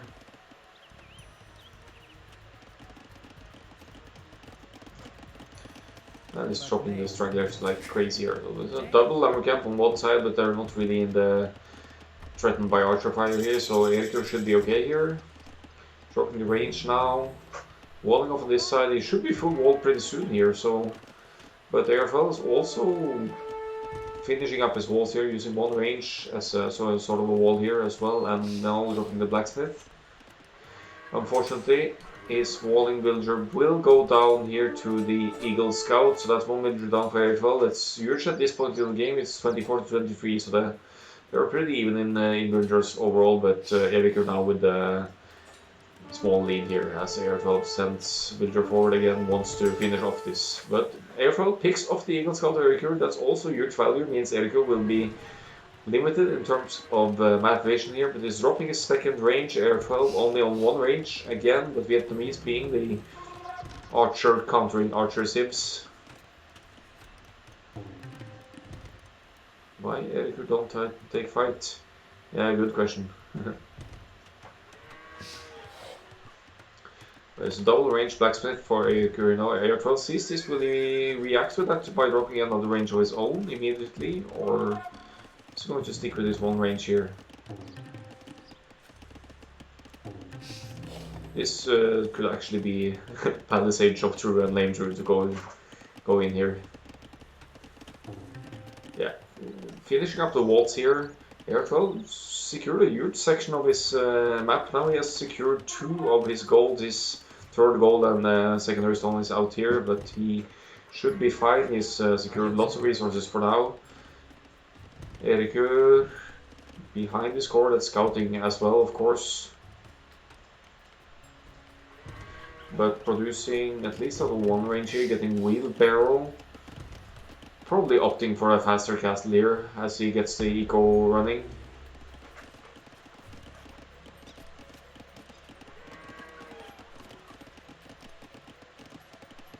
Also has an outpost up here for vision, so he spent a little bit of stone there, so he won't be going straight to 2 theses and castle age, that's for sure.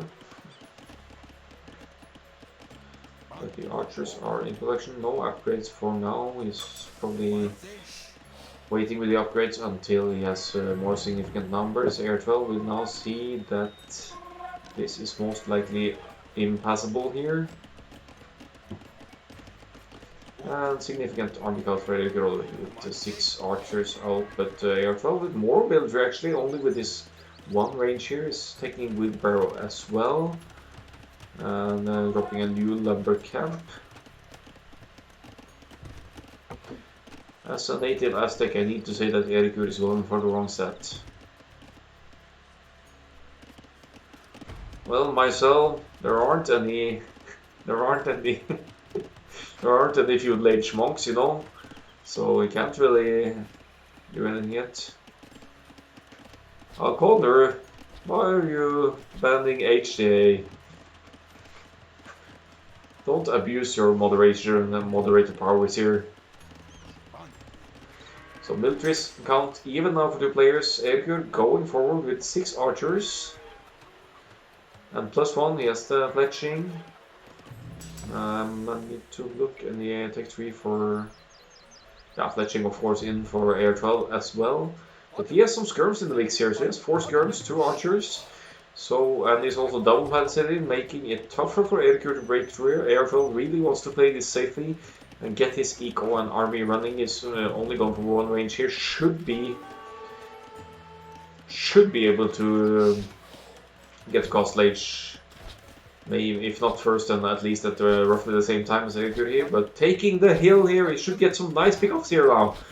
4 skirms, 2 archers in the mix here. Both players have fletching, but skirms have the... Do they have the armor as well? Not sure, but anyway. Take a great fight here. Pretty tough too. Didn't lose a number here. KD 3-1 here. So takes one archer away, saves this weak archer, and Erikur has to back off with these two archers here. But here comes the scout as well to block the return here, gets some hits in and chases, forces the archers to stop and fire. AR12 could lose his scout here, but he saves it and takes a fantastic fight on the hill here. Wow, 7-1.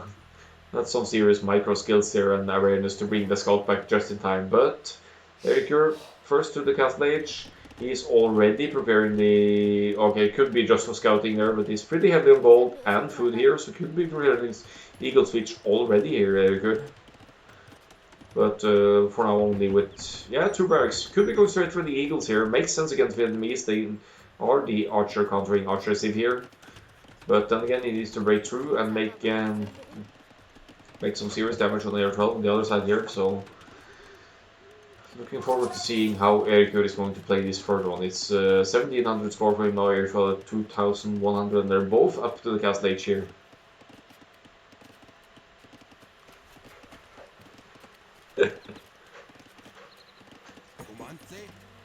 I'm sorry, Hoye, it's Alconnor abusing his moderator powers here.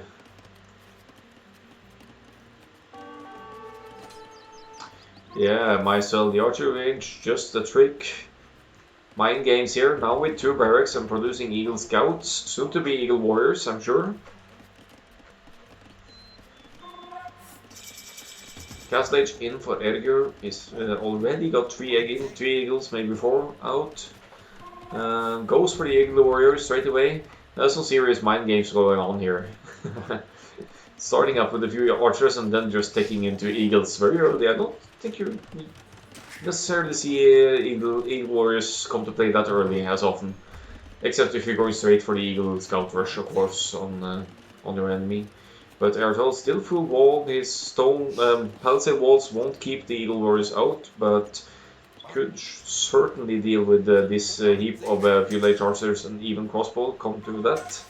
AR12 is scouting until only knows of the first barracks. He won't know about these eagles, but Erikur needs more numbers here. He's 5 eagles. He'll need more on the field to deal with this army here, especially when AR12 is capping the hill, getting Elite Skirm and Bodkin Arrow now. He has the massive military here now, 18 to 8. But is up against Eagle Warriors without the attack upgrade, but with the defense in, the most important one in that sense. AR12 should see the eagles now. Yeah, I see some eagles if he's paying attention now. He's seeing some blue dots on the hill. Really needs to... Their elite skirm is in as well, so now he should be able to take flight. If the eagles try to break in here somewhere now, AR12 will have the hill, and he should be able to pick this off just on basis of the numbers here. So of course more eagles in production for Erikur is going to be real annoying to deal with. I don't see any immediate reaction of AR12. He's not taking into instrument arms here, he's going for ballistics instead, making it easier to hit the moving targets. And Erikur just moves away until he has more numbers. He saw the numbers of AR12 there, knowing that he can't engage just yet. So small villager lead for Erikur is on 3 TCs, sorry, not 2 but 3, AR12 for now on 2 TCs. And we have battle event, that's AR12 scout going down, but gets the valuable intel now, sees 6 scouts in Erikur's side as well. So the players have roughly even numbers now, but Erikur has the direct counter to both units here. So once Erikur has enough numbers, it's going to be real tough for AR12 to deal with it. He needs to get some kind of counter to Eagle Warriors out on the field here. Erikur also taking Squires, making the infantry move faster. Let's have a look at this eco setup as well. Pretty heavily on the food and gold here now, so the ranges, double range, almost just a trick against Vietnamese here. Probably had AR12 a bit off guard, going heavily into skirms here, so a bit of mind games here.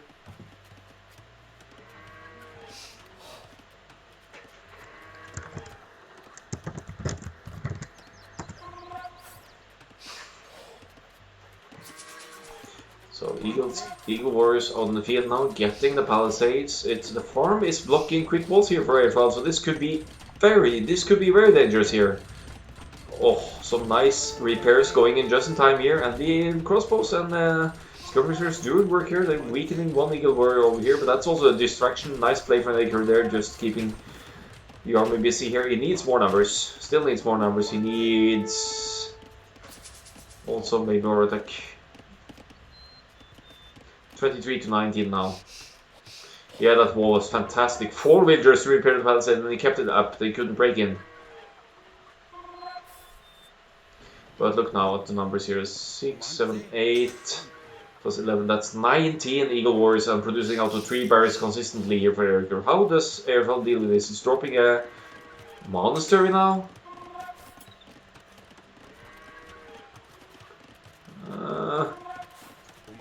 Is it for healing or is it for relics? What's the monastery play here? No, you can't convert Eagle Warriors. But he gets a stable out. Knights should be dealing okay with the Eagles at this stage, but still not dealing. Yeah, healing or relics, yeah. Erikur needs many houses if it produces from so many barracks. Yeah, it's true.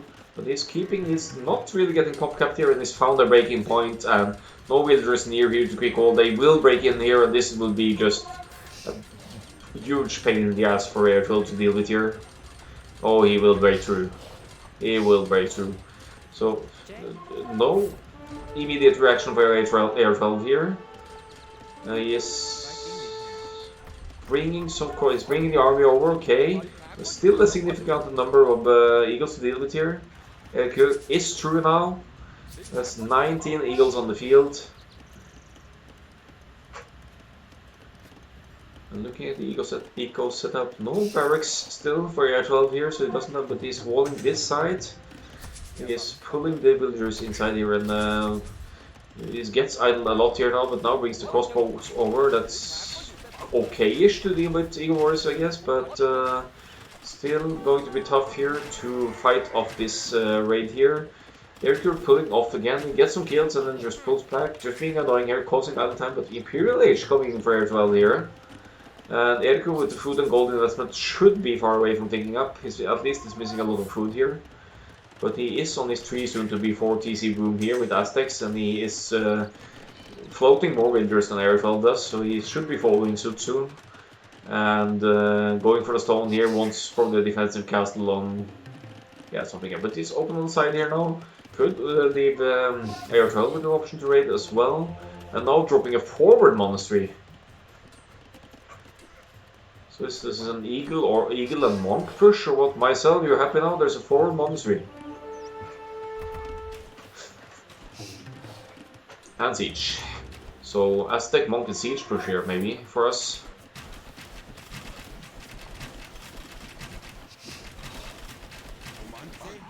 Needs to pull back again though.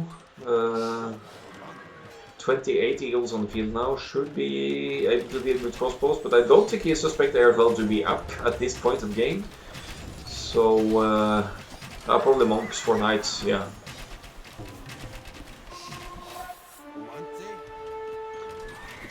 I think he tries to end it early, yeah, here was going to...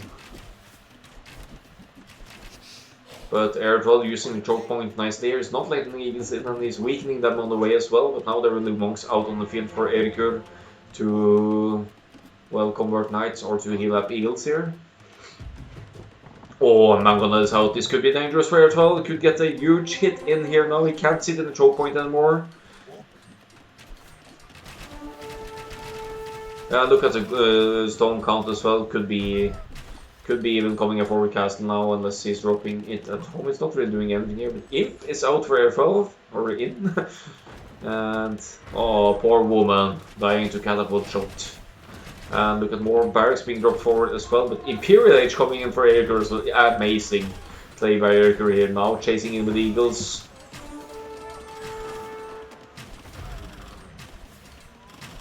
Loses some numbers of course, but he has the means to replenish forward castle on gold here, so he's taking away AR12's third gold here. It's going to be really tough for AR12 to reclaim it, but he has Arbalest now. Arbalest should be dealing with Castle Age Eagle Warriors decently, but they're tanking still. So many shots here. Stays in the choke point, that's real dangerous. Look at the Mangonel.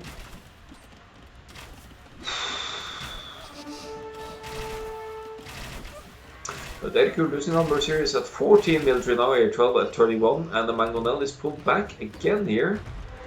But Arbalest, can't believe Erikur is even, no, AR12 is even daring to do this now. There will be a forward castle as well.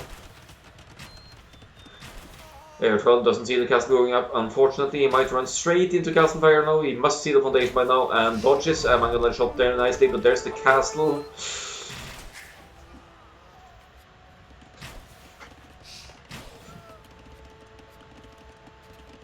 I genuinely think AR12 could push back this, yeah. But Imperial H is going to be in for Erikur as well. And AR12 is not mining. Does he have access to stone at all? Yeah, he's mining stone now, so he could get the castle up.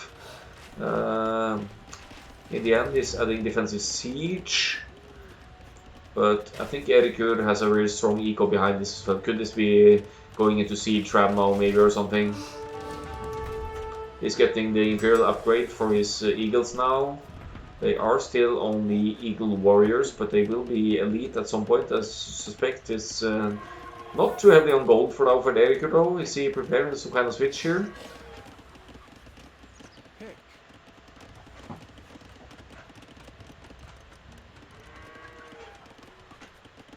And now AR12 is open on this side as well. That could be fatal if Erikur by some reason spots it.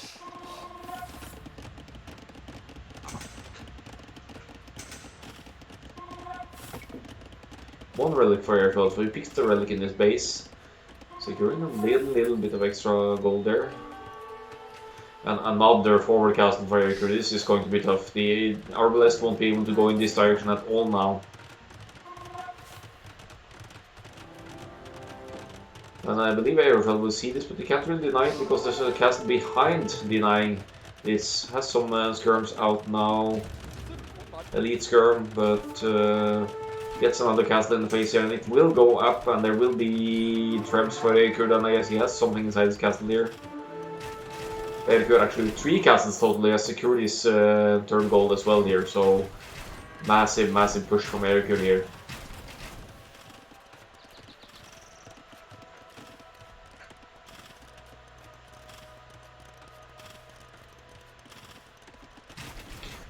Look at him also trying to break in on the side here as well. Just 2 eagles, elite eagles now, attacking on this side. He didn't get the unique tech yet though. He could get Garland Wars as well, and he will have amazing attack on his eagles. If AR12 had the resources, maybe he could make bombard cannons. Yeah, he has the university, and he's finally taking into men at arms as well, so he's making a switch to champions, I guess, against the eagles. Dropping a defensive castle, so he could push back this castle, but now capped rams in the mix for Erikur here. That's 4 capped rams already, and AR12 struggling a bit with eco ears, but he is indeed making bomber cannon, HA. So good call there. So with a few bomber cannons on the field, you could push back this castle. Should be able to from inside his walls. But gold income, another forward castle for Erikur. What is this power play by Aztecs here on Sahara?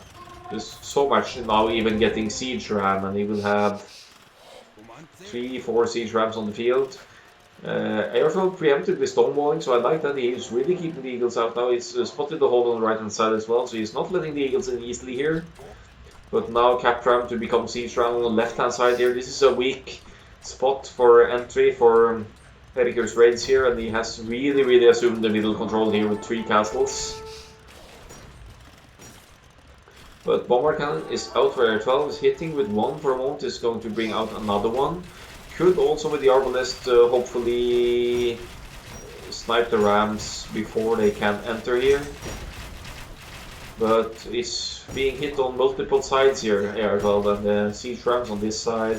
Siege rams in the middle there. He's fighting against 8 siege rams at the moment with Arbalest and bomber cannons, so he's can't hit the castle with his bomber cannons now. He has to try and snipe the siege ram, and he's doing a good job at it, but now it's open and the eagles can run in and just really make it awkward for AR12 to defend here. Now some elite eagles coming on the left side. Siege rams with eagles inside going for the range as well, will be hitting the Arbalest. Arbalest doing a decent work here though, has to be said. They are, if not one-shotting the eagles, they are putting up a fight here, but AR12 so much forced on defensive here. Being huge amounts of idle time here, and is also behind 88 to 119 villagers against the Aztec, who is still fully walled and with a massive boom at home. So strong here. Erikur is too good late game. Yeah, I have to agree. This is such a strong push here.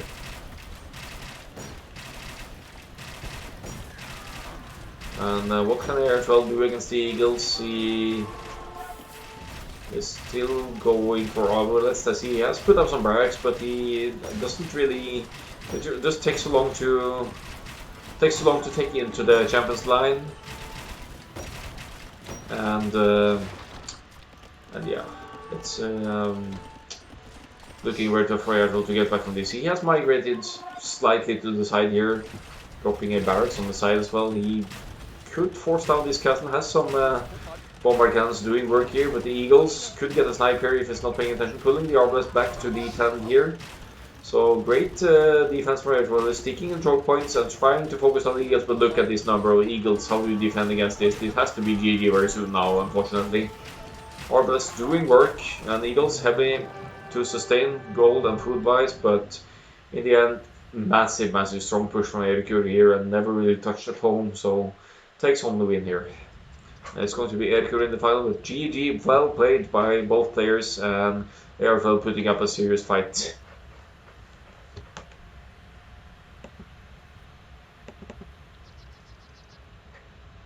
Eagles are cheat like Huskarls, yeah.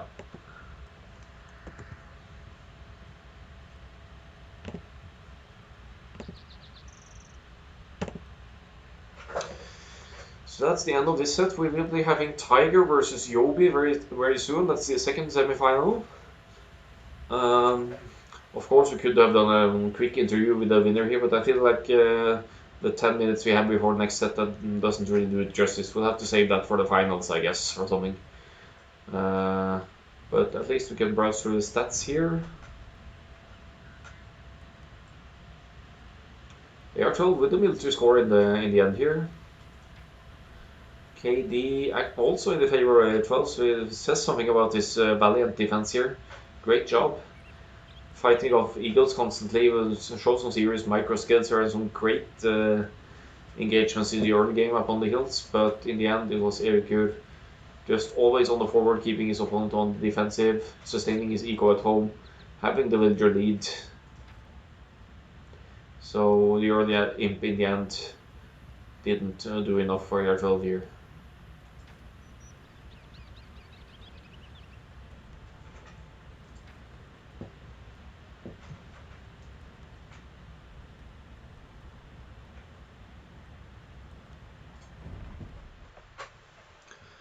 So, alright, just stick around, we'll have another semi-final, but I'll take a small break in the meantime. Yeah, I'll be around to stream the next match as well. Tiger, they made it just in time. So they finished 10 minutes before your set.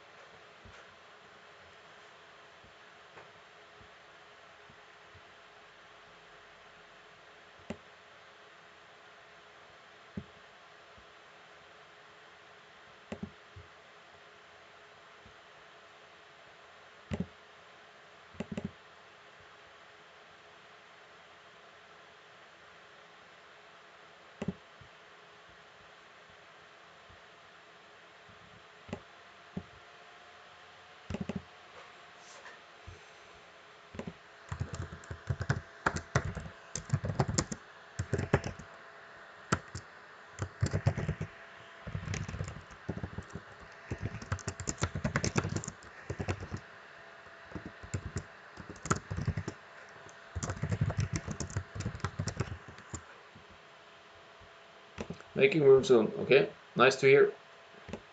I know you said lead 8. Ooh. Oh, this text, man.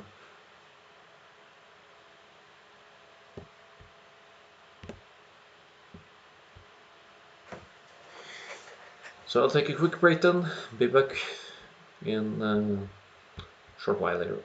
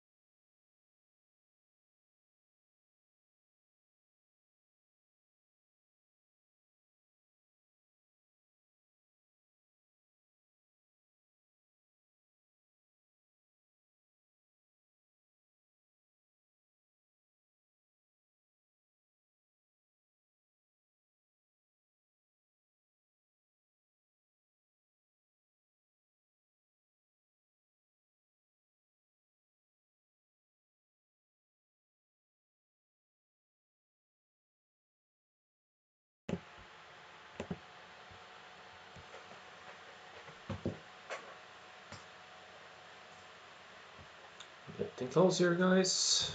Going for the next semi-final. We have Tiger versus JoBi.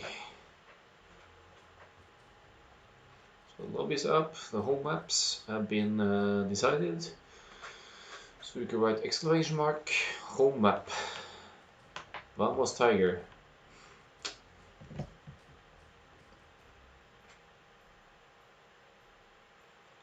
We'll see. So there should be an even match this as well. JoBi is pretty solid, but so is Tiger, although he's played more team games than the 1v1s as we can see here. At least one of us training buddies need to make it. Yeah, that's right. You've been training a lot on these tournament maps, so it would be nice to see that pay off, of course, for one of you.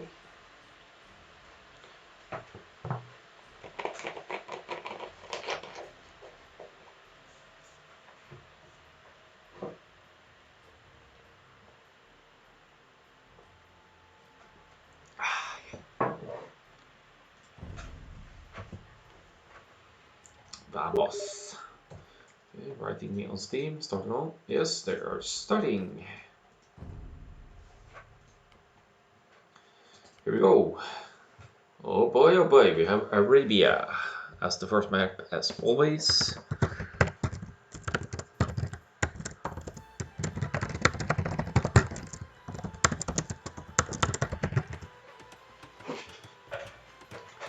So Arabia first map. Fittingly enough, we got a desert-themed Arabia here as well. This is actually a coincidence that just happens with the generation here. So you see Tiger here as the Lithuanians. Pretty nice food disposition here. Deer very easily lurable from the location here. This side, main gold, should be able to... He could wall outside of the woodlines here, I think, and secure it somewhat. Needs to scout the back here though, just to make sure there won't be a hidden entry point there for his opponent. And also woodlines walling towards the resources. Me and Tiger will risk having to wall out some of his resources here, but at the very least he will be able to secure his main gold, maybe some stone and the berries nicely in the back. So he's not in any immediate danger of being hit by a Celt's Drush here, I would say, because the Drush would need to pass next to the TC to get there. But on the other side here we have JoBi playing as the Celts, something he has been doing as the first game many times during the Desert Cup. And he has a nice map as well, backside to be walled, some decent woodlines, gold, side gold a bit forward here, but his main gold very nicely in the back here. And look at this easy wall off in the back and this side here, so it should be very easy for JoBi to secure woodline, stone and gold here. But to JoBi's downside though is the forward berries here, so if Tiger goes for a Drush here he could get great value from hitting the berries here. On JoBi's side, but I'd say this is a fair map generation between players because they both have a decent wall off and should be able to secure some resources pretty easily. JoBi kind of winning the lottery here with 2 back stones on the back gold though, that has to be said. Looks like both players have found all of them. No, JoBi is missing his sheep here, so his Tiger's on the alert and goes forward here. Soon he might be able to snipe 2 sheep here.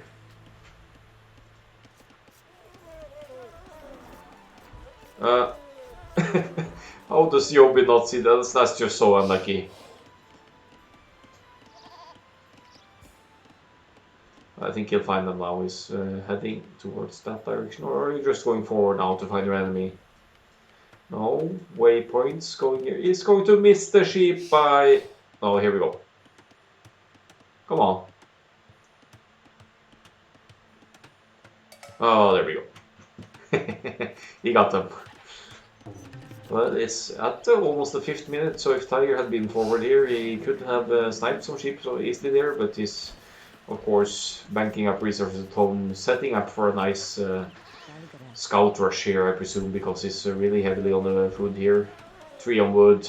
Typical scout rush play, and Lithuania starting with the extra food as well. You could go up at even 18 pop here if you like. I think it's going to be a 19 or 20 or something Tiger here, but... Still a powerful scouts opening for the Lithuanians, and It is a bit of a section for JoBi to wall unless he goes all the way out here to find the shortest sections.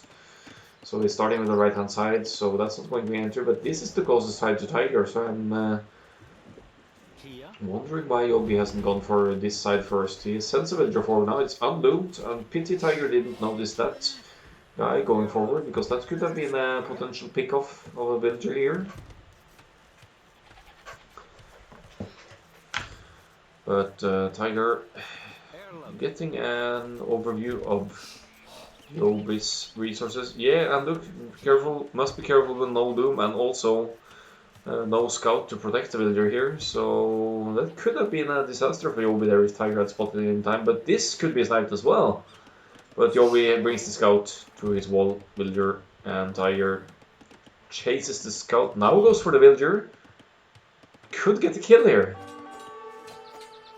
It's definitely going to be a villager kill here. Nice, Tiger. Was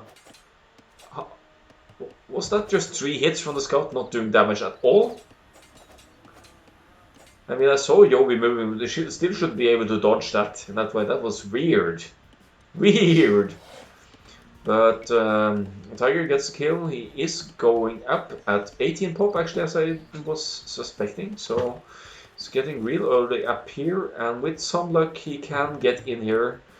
Maybe block off JoBi. Very bold here, still no loom, and going with the villagers on one side. Tiger, please pay attention on the left hand side now, but JoBi sends his scout over to protect this walling villager, and JoBi will secure lots of territory here with this villager, not really starting the walls yet.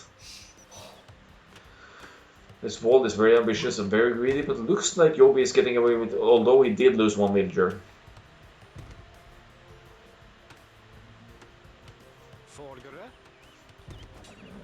Tiger with the weak scout here takes the hill, but JoBi takes the hill again, and Tiger will lose this scout's war.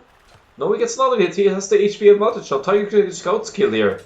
Tiger will get JoBi's scout here, and JoBi consciously sacrifices that scout to get his walls up down in this left-hand side.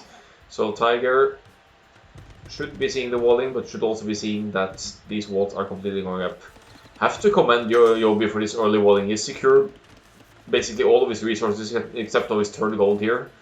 So that's going to put an immediate stopper to any scout rush from Tiger. I think he just... yeah, he makes scouts, but he won't get through. So Tiger... well, he's making a scout. Actually, I would, if I were Tiger right now, I would actually cancel that, seeing the walls have gone up. But he hasn't completed the scout to this side. So he might be sticking with another scout. Dropping a tower. Okay, so he wants to drop a tower, break the walls, and get in with the scouts here then.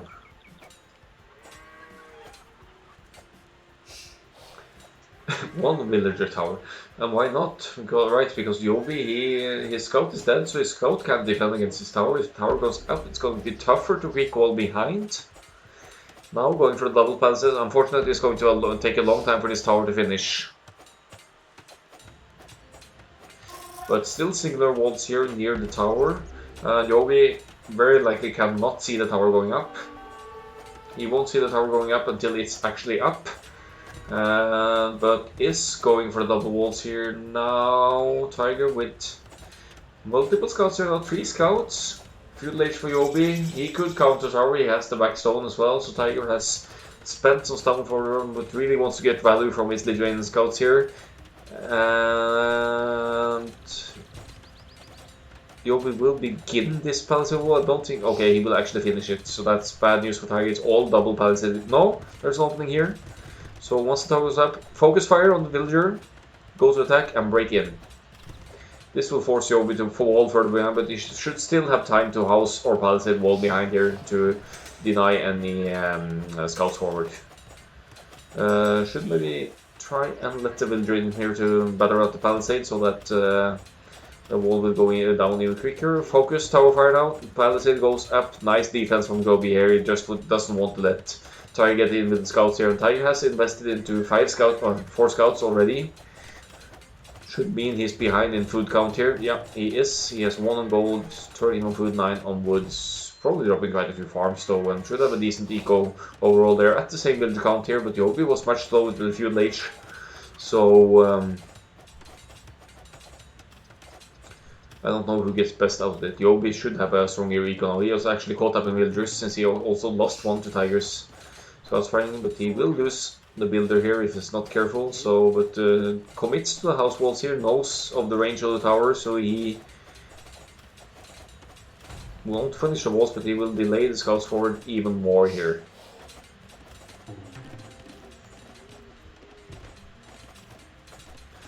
So JoBi stayed very much on the defensive here. That could be punished by Tiger, but he isn't being allowed in at the moment. So his Lithuanians opening with a fast feudal didn't do anything for him really, unfortunately.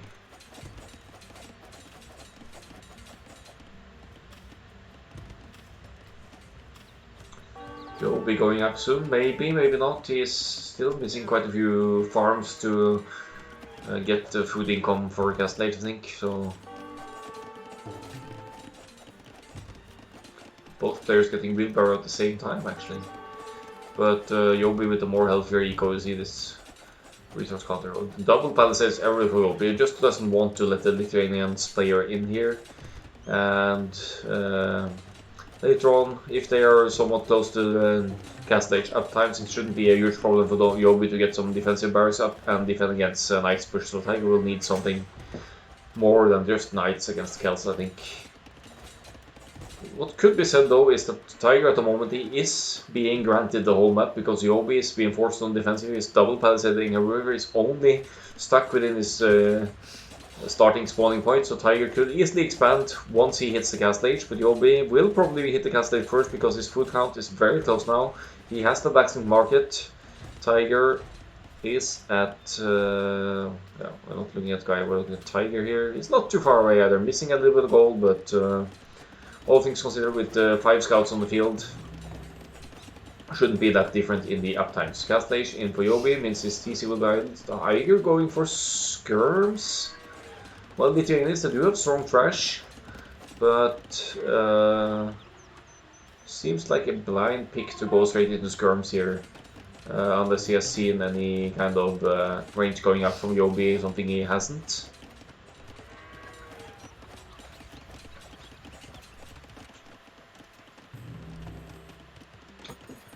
But maybe he wants the skirms ready to deal with the pikemen as Tiger gets to Castlade himself. That could be, of course. So Lithuanian skirms works faster as well, so they can dodge everything more easily. Tiger just being completely annoying with the scouts here now, trying to break in, but won't find an opening anytime soon. And JoBi already preparing for the Castlade push of the Lithuanians here with one stable going up, also getting a stable up of his own.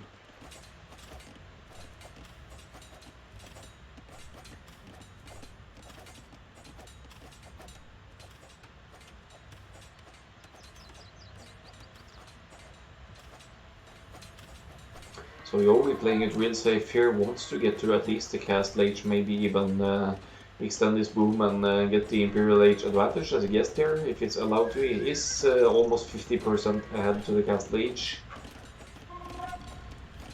And also with the stronger eco, has to be said, Tiger with the tower investment will also be slightly behind in terms of getting to the 3 TC boom, but he has gone to stone with a couple of villagers.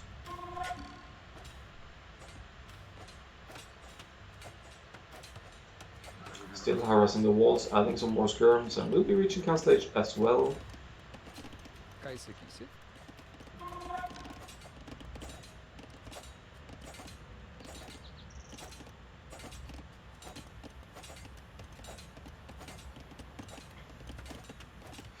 So looking at the population, Tiger with a slight builder lead, actually still being on the way to the Castlade, shows some sort of idle time must have been cost to JoBi here with all the walling and everything and the investment that concerns. Tiger set up mostly for trash here, is not really floating too much gold to go straight into Knights here. He didn't drop a second stable either because he needs to break through somehow first. So I'd love to see some forward siege or something for Tiger, but he's dropping the second TC right away on the gold. So setting up for some, not getting light cab actually, why not? He still has 5 scouts on the field, or 6 scouts total, so But I would love to see some forward siege for Tiger now, because he can't hit anything with scouts, but if he adds some, of course, even against Celts, maybe not the greatest idea with Celts, faster firing siege, but a TC like this could easily be punished by Mangonel on the other side, in my opinion. And also JoBi being walled and with no obvious openings, he would need to breach his walls to hit any offensive siege. So Lightcap is in for Tigers, sending a heap of skirms forward as well, but JoBi has quite a few knights of his own, so he should be able to deal with the skirms easily here. So that's going to take Tiger by surprise here, unfortunately.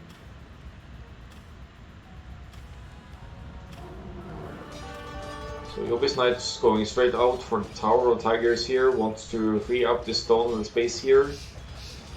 And seeing the knights, Tiger backs up with skirms, of course, otherwise they'll just be shredded by those knights here.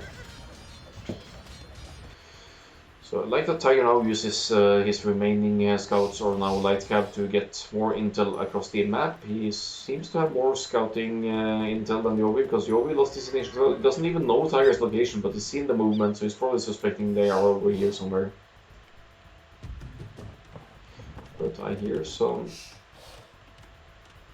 siege being added for JoBi. Yep, siege workshop is up. He's placing it at home, keeping the Mangonel at home, but now there are 20 knights on the field as well. Tiger, of course, scouting for the relics, wants to capture as many of the relics as possible, and he already has taken position on this hill, now dropping some forward siege workshop here. No, that's not forward, sorry.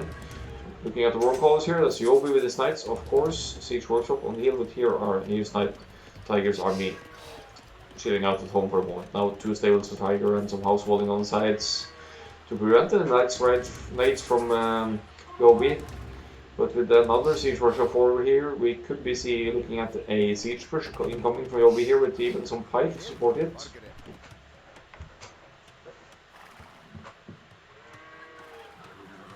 Knights on the field, but unupgraded for JoBi. I don't think well, it's a significant investment here with 9 knights, and he has less military overall than Tiger, but has to be said that quite a few of this military Tiger is skirmishers.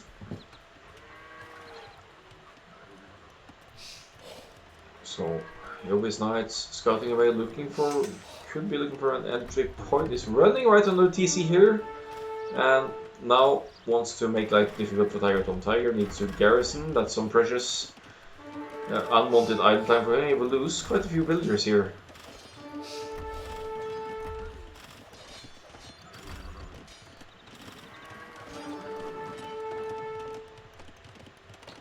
But loses to a choke point here. Now JoBi will lose his forward knights. He did get a few kills though, so he's taking a slight villager lead for a moment there, but JoBi on 3 TCs, Tiger on 2, so JoBi should be running away in villager count overall still. Actually manages to break out with his weak knights here, but Tiger puts up a house and traps knights here. No escape for JoBi here, and won't be having any more doing any more damage with his 4 knights here. 3 TCs with defensive siege workshop into forward siege workshop and push with unupgraded knights. Yeah.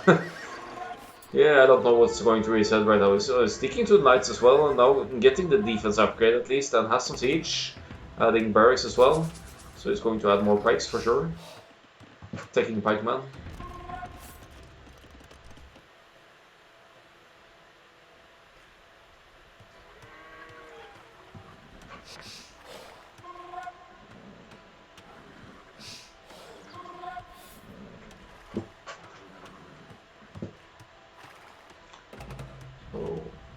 Tiger spots an opening now, does he? So it's his turn to maybe run in. The Tiger didn't. Probably, yeah, he has 1 relic, so he has the +1 attack. But JoBi with the +1 defense, so should be JoBi's fight to win still here, with even with pikes in the mix as well. Tries a sneaky Mangonel shot there, but doesn't get a hit on the knights.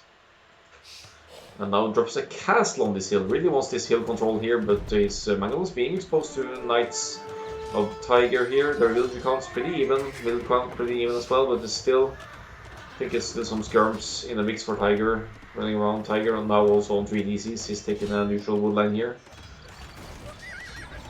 And he's seeing the castle go up, but there's nothing Tiger can do about that at this point. He is at 20 military, but again, some of this is monks and some skirmishers patrolling the right hand side here and protecting the monk on his relic hunt. Looks like JoBi after all did lose one mangonel here to Tiger's 3 knights. That's decent value from Tiger's knights getting a pick off there.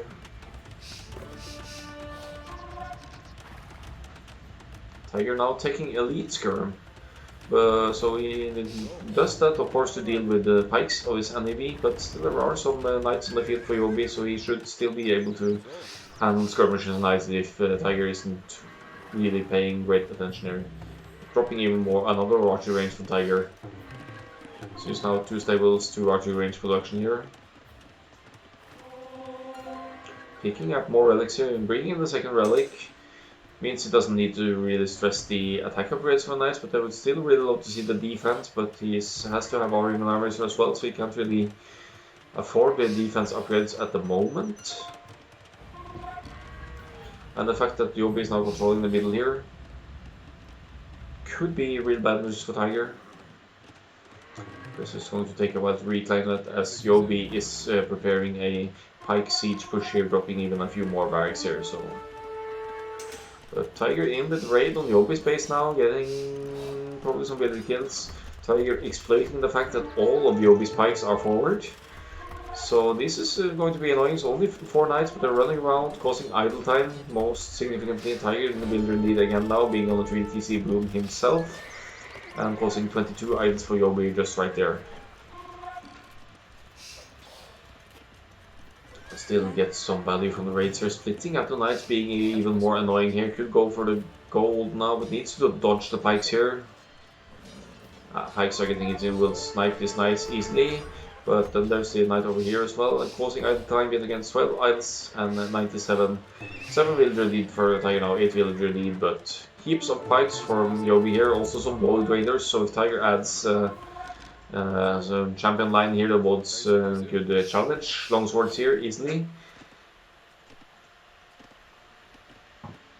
And looking at the army count, still a significant army lead for JoBi here with 50 to 35 pikes to counter Tiger's knights, who now have +3, so Tiger is now getting the attack upgrade as well. It's getting forging finally, so he will have +4 with still no defense whatsoever on the knights, so they will die very easily to pikes. Even with the extra attacks, they will die to the pikes because there isn't any defense upgrades on the knights.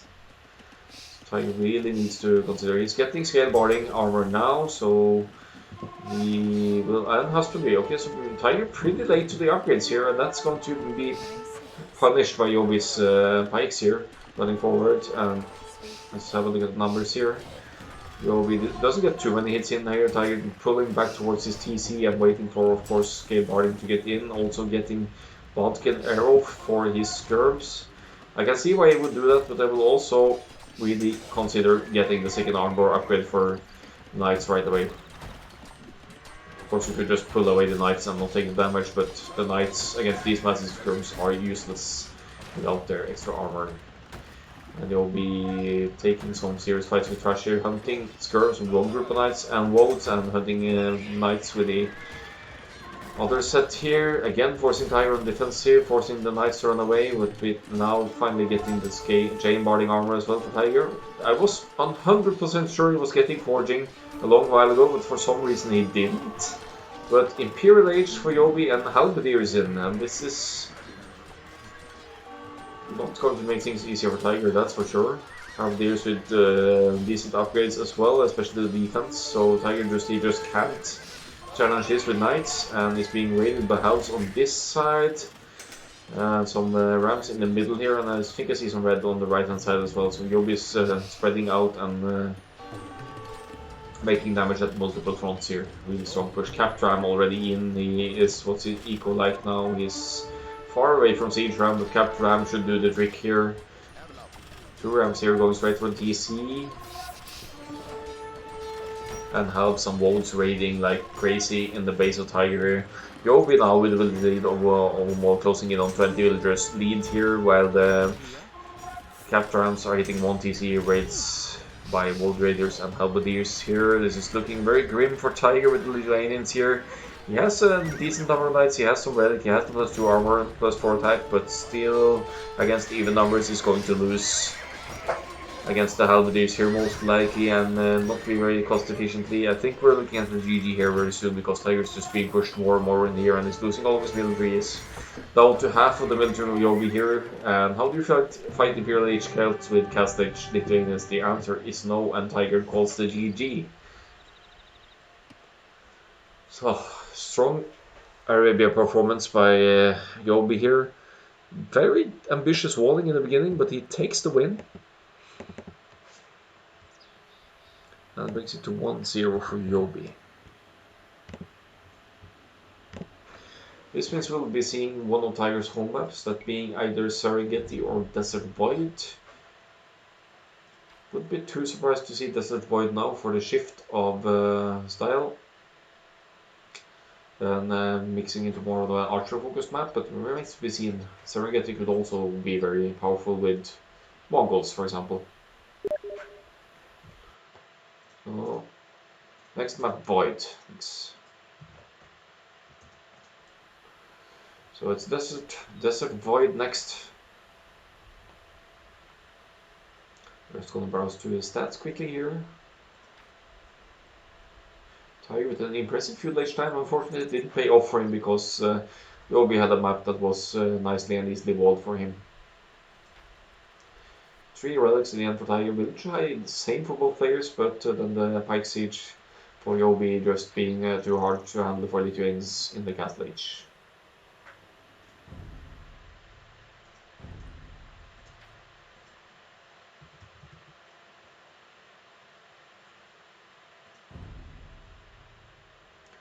So I'll just seek around here then, waiting for next launch.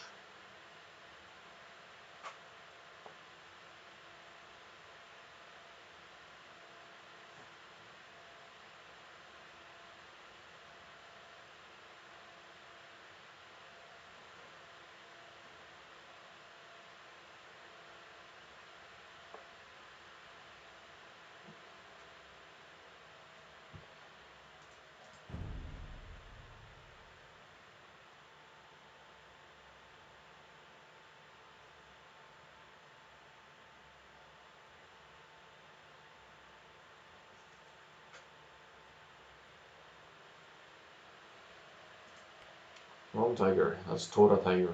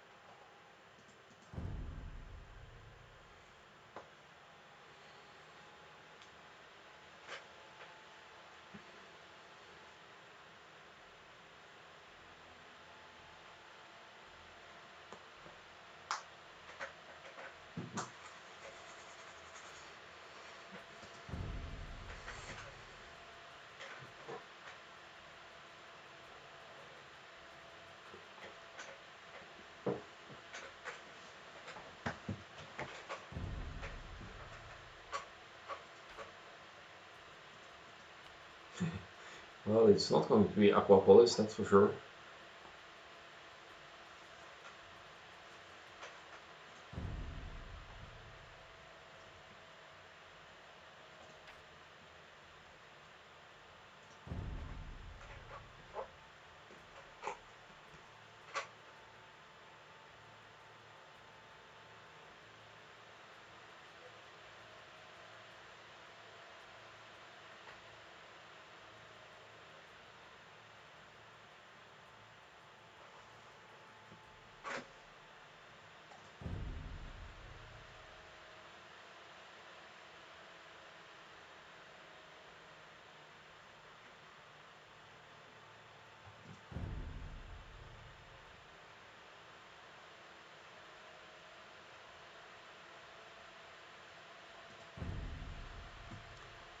Still just waiting for launcher. I think Tiger will write me when they go live as well, but Just checking out here.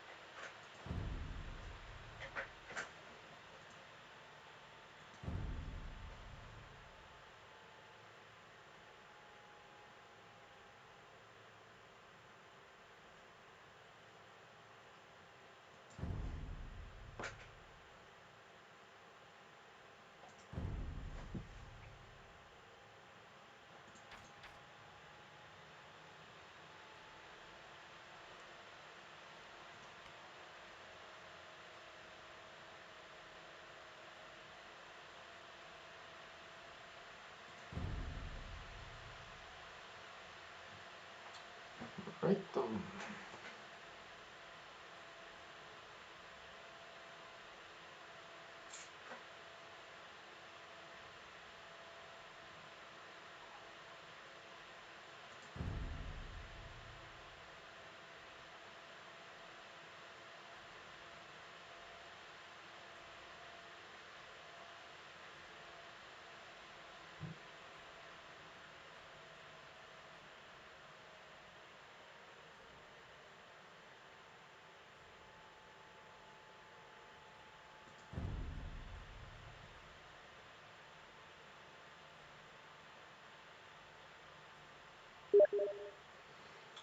Alright, are you letting me? Starting now, thanks.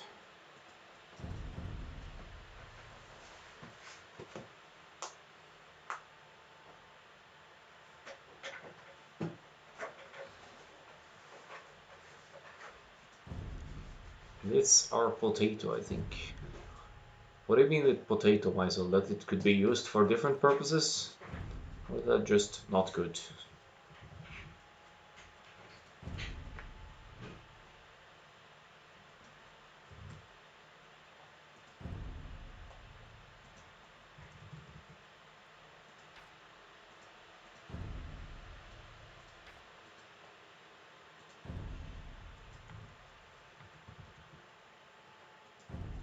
Maybe just go for it.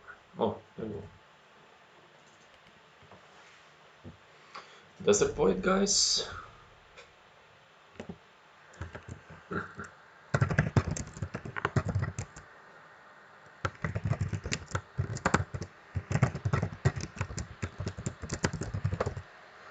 Yes, so is that how you look like? Yes, that's how I look like.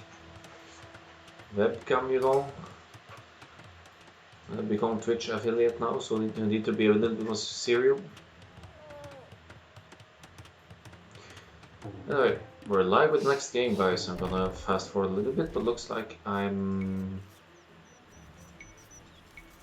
Yeah, I've caught up with live, or... Weird. Okay, yeah, so probably I'm live here. So Tiger here on Desert Void, playing as Saracens. He has a pretty open section in the front here, but otherwise fine. It was main goal, easily secured. Side goals, both on the same side, not ideal, but it's a nice TC spot for later on. So I think it'll be okay here. JoBi on his side, also same-ish, kind of a little bit smaller opening in the front here, but all in all larger sections to wall, but nice wall off in the back here. I think JoBi has the overall easier map to wall. And he's playing Mongols, so not ideal for him to have the deer all the way out here for exploiting the hunt bonus if he wants to wall as well. He's missing... Did Tiger just... Yeah, he's missing last two sheep here. And JoBi main gold is exposed. Yeah, it's true, this is really far forward. That's bad news for him. He doesn't have any back resources at all here. Could be an issue for Mongols. Could also be that JoBi hasn't played this map all that much and that he doesn't know that there are only stones outside of everywhere. Mongols not the obvious pick for this map for that reason. There's only 2,400 stone on the map in total. That means a maximum of 4 castles. So getting to Mangadai is going to be really tough. But of course you have other places Mongols, you could still exploit the hunt bonus, you could go for the early scouts, but it's very likely that your opponent will be full wall before the scouts can get there, unfortunately. But yeah, we'll have to see. You'll be now going forward with an unloomed villager again to start a bit of house walling here. But Tiger scouting a little bit with sheep, also going for the wall on his side here. It looks like Tiger, no, he's missing 2 sheep actually. Tiger could be huge for him. Look at this. Just a few tiles away. So no sheep piece for Tiger Boy, but he can push the deer. They are safely within what will be his walls here. It's just this section here, and he's fine in the back here, so he's pushing the deer and compensating for the lack of a sheep here. JoBi on the other hand is actually also missing 2 of his sheep on the side here, and that's Mongol scouting. That's surprising. Prey is really unlucky with the sheep spawns here. That's like 1 tile away for JoBi to find his last 2 sheep here. But bringing in the hunt, pushing in some deer as well.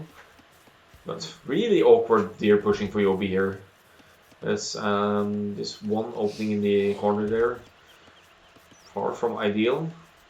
But he starts to pushing, runs right over the deer here. And wants to exploit the Mongols' hunt bonus here, of course. His players' villager counts are the same here. Tiger already dropping a verse. Is he going for the early aggression here with some kind of infantry forward, or just very early archers here? Let's see. He is not too close to the village click yet, but he is hunting. He's bringing in deer and the elephant, and he actually found his last 2 sheep. So nice scouting awareness from Tiger there to actually find the last 2 sheep that were missing, not just expecting that he has been lame or something. And he's going forward as well, so if Tiger gets really lucky up here, he will be able to snipe 2 sheep in this fog of war as well.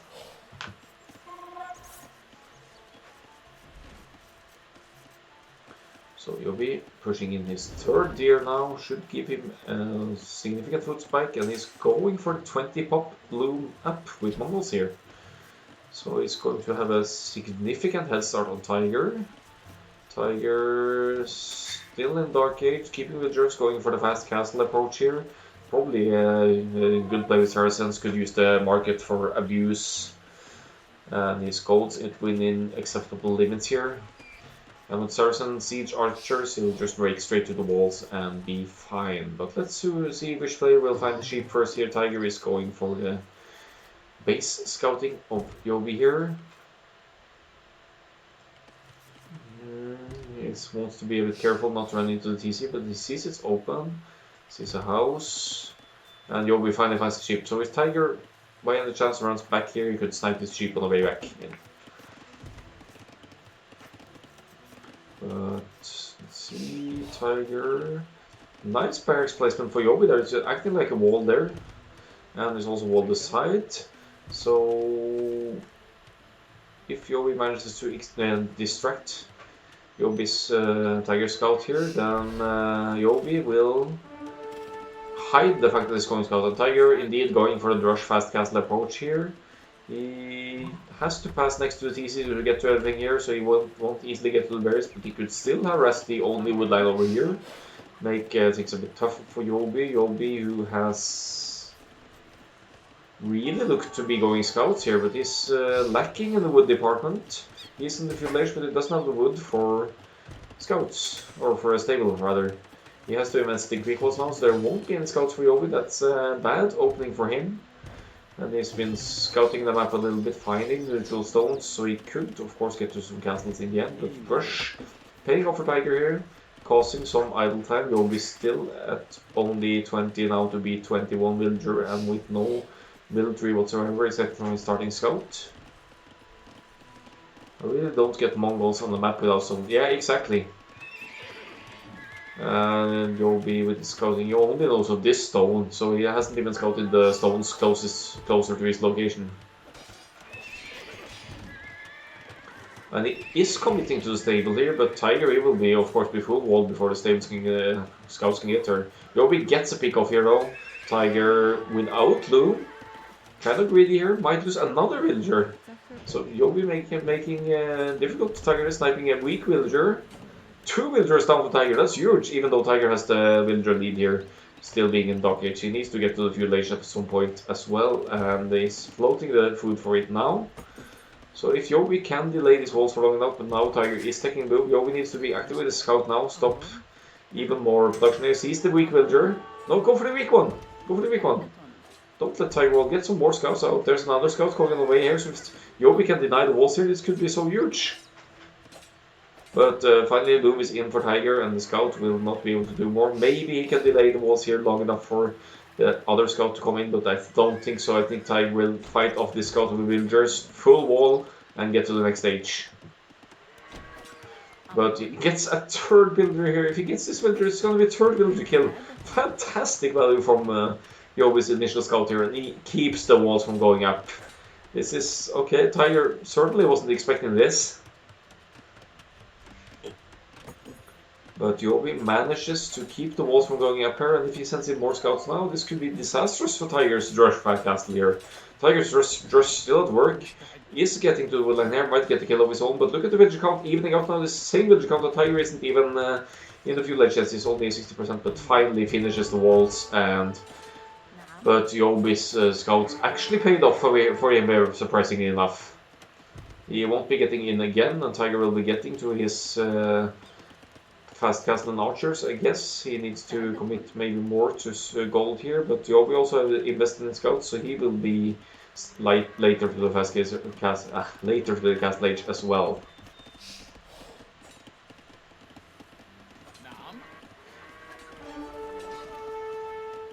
So JoBi chasing here. He will be chasing Tiger scout as well, stopping Tiger from any further harassment forward. Tiger now dropping the archery range. He's missing the 2nd building as well. Will probably be dropping the market, I guess, once he can afford it, and then use the market to take up. No, it's blacksmith range actually for Tiger, so no immediate plans of market abuse here. He's just going for the food and gold to click up in the regular way, and knows for sure that he will be on a head start to the cast stage because his opponent invested into quite a few scouts.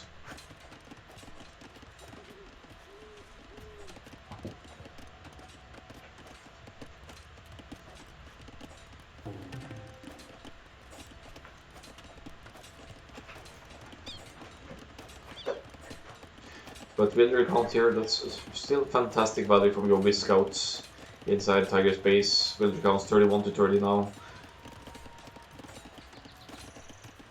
And scouts still harassing a bit, but not really doing much. They won't break through again, that's for sure, because they're really the archers from Tiger into crossbows here, now getting double did axe as well. And yeah, pretty heavy on gold here. So once he gets the goldie going, he could drop another range, and breaking through palisades will be like breaking through paperwork. JoBi with the food to click up now, but still hasn't got the gold, and his main gold is out here and very exposed. So once Tiger gets his archers out, this could be disastrous for JoBi, because he's missing some gold. He doesn't have a market either, so he can't really abuse the market to get up to the next stage. It's going to be still a little while before JoBi can get to the next stage, so I hope the Tiger exploits this time window here to make some damage with the archers he has, soon to be crossbows.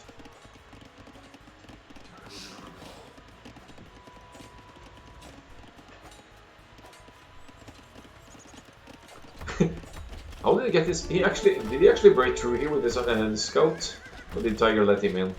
It's a short-lived scout though, causes a little bit of idle time here, but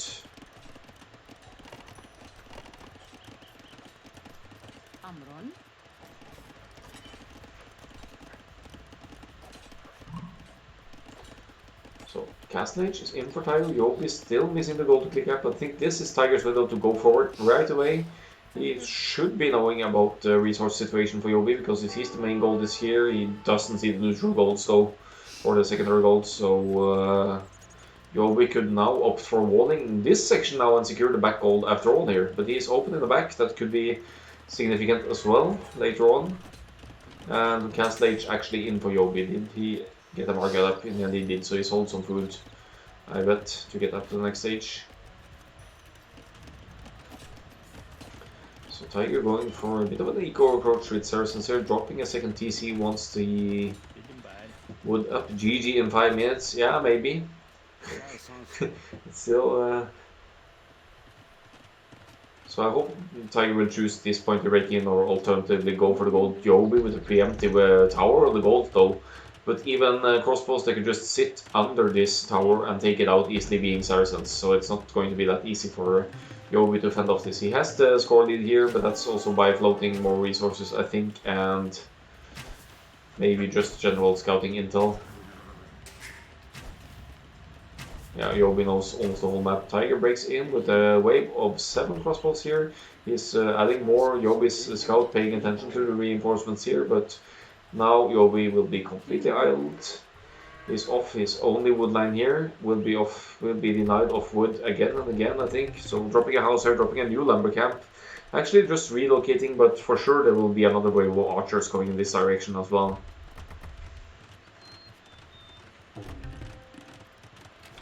So intelligent walling from JoBi here. They are at roughly the same villager count, but JoBi with less military, of course. It's now 10 crossbows roaming around in Tiger's base. Saracens crossbows should be able to easily take out this house and then pass towards the woodland without really running into TC fire here. So this is going to be tough for JoBi to fight against. He is not floating enough wood right away to get a mangonel out. He's garrisons the TC, but Tiger aims straight for the gold and could deny the siege workshop as well. Tiger, look at this, look at this, look at this. Gets the building villager. No siege workshop for JoBi just right away. He will maybe rush it up here, but it's under real heavy pressure here now. With Tiger with constant reinforcements coming in, will be harassing this gold. Maybe Tiger will add some forward siege as well to deal with its own tower, and a tower on Desert Void, that's huge. JoBi actually going to the neutral zone here, so he will afford more towers, or alternatively a castle. Could be saving up for the defense's castle here. He could sell food, buy some stone, tries a new siege workshop over here, and does not delete this one for now. It's a 67, not so much to say, but it's still some wood lost. 150 wood lost in this building here.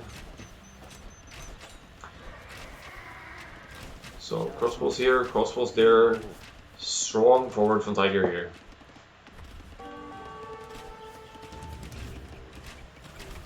But mangonel making should be able to deal with some of the crossbows if he can get the hits in. Nice defensive tower as well. Might need another defensive tower, but he's probably saving up for the castle here. A little bit lacking of Tiger to not scout for the extra stones here, which JoBi has been going for. But 48 to 35 villagers, Tiger is at 2 TC still, but constantly producing. And yeah, idols, only one idol for JoBi at the moment, but it's only a matter of time before he will lose more. Losing villagers, Tiger could see the mangonel, but actually with some micro, it should be easy for Saracen archers to micro down even mangonels here. But a great hit from JoBi there. He takes up 3 crossbows, one shot there, gets another 2. So a bit sloppy from Tiger there, losing some numbers, also losing to the castle here, splitting his attention, and Tiger is down to 9 military.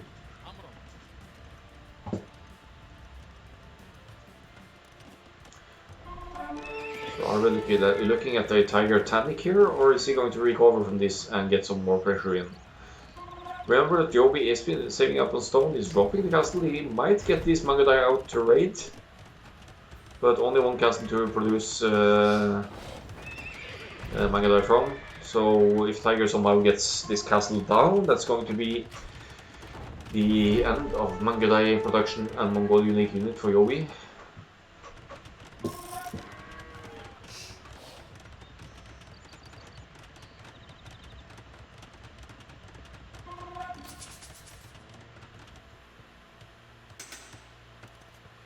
I'm afraid JoBi is delaying the inevitable from now on. Yeah, you're probably right. JoBi took some heavy losses here. He is behind the villagers, is only on 1 TC. Tiger has been on 2 TCs all along and not barely been hit at home at all since the scouts. And there's still the question of resources for JoBi. He needs to secure at least this gold in the bank here. Could even opt for some stone walls on this side to make sure the Tiger can't reach it later on, and then or he could TC it to save it from archer fire. He's done a nice job defending though. But Tiger still with a significant military lead here. JoBi is going for the Mango Dive, so he could get some raids in on Tiger's eco, but Tiger dropping a third TC now. But both his goals on the side here are very exposed and now sitting under the tower with the crossbows here. So but the crossbows are hitting the house for some reason. Doesn't make sense. Must have been a misclick. Mangodai on the field now, but the crossbows should be able to handle Mangodai. They have even crossbows have more range. Sees the Mangonel, dodges the shot. Nice dodge there. Of course, takes some tower fire along the way, but still idling. JoBi, 11 idles for JoBi again here. And Tiger keeps his military lead. Isn't too worried about the Mangodai at this point, I think. And JoBi's eco also heavily damaged here with not really the means to sustain too much production.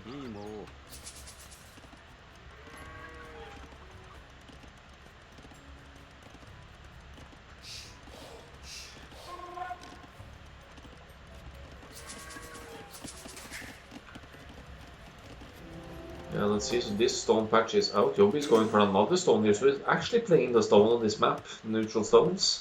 Tiger now dropping a university, wants to get upgrades for the archers, understandably enough. But now some Mangodai running out on the field could guard this gold Tiger soul when Tiger runs out of gold. It's not the hugest issue for a Saracen player to run out of gold though, because you could still sell food or sell wood for decent prices and decent returns here. So some Mangodai are in here. One villager on outside one that should die to the Mangodai if he notices it. But look at Tiger's eco and look at the population. It's still 40 more population for Tiger, and at this point of the game that's actually quite huge. He's massing up on crossbows as well, 24 crossbows now. And also has a knight out now to deal with the Mangonels, and they are completely undefended here, so they are so going to die to the knights here. So that's 200 gold down the drain for JoBi there, almost 250 I guess. And the crossbows, okay, takes a hit there, unfortunate for Tiger, but still an acceptable loss considering he got two Mangonels out, has some knights on the field now, and the Mangonels just need to run away because they can't really challenge this group of crossbows. Now Tiger should be seeing JoBi on the stone here, he could get some pickups. Oh. Does he see that? He should see now that the stone has been taken here. But maybe he's tasking his crossbows in this direction to deal with the Mangodai here, but nice walling anyway.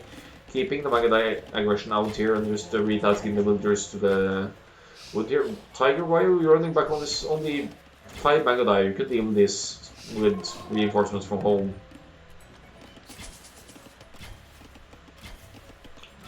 I'm not sure if I agree with this going back with the whole group of crossbows here against 5 Mangodai. Of course he wants to clean them up, but that leaves JoBi with some time to stabilize his economy, dropping another TC on gold here. Imagine if the crossbows were forward, they could have dealt with this. And 6 plus, well, losing the Mangodai forward, obviously. So he cleans that up nicely. And also now finished this patch of stone for JoBi. He's close to, but not able to afford a new castle. Oh, there it is. So he bought the remaining stone, I assume. Tiger has also got to neutral stone here, so he could be dropping a castle on his own and go for the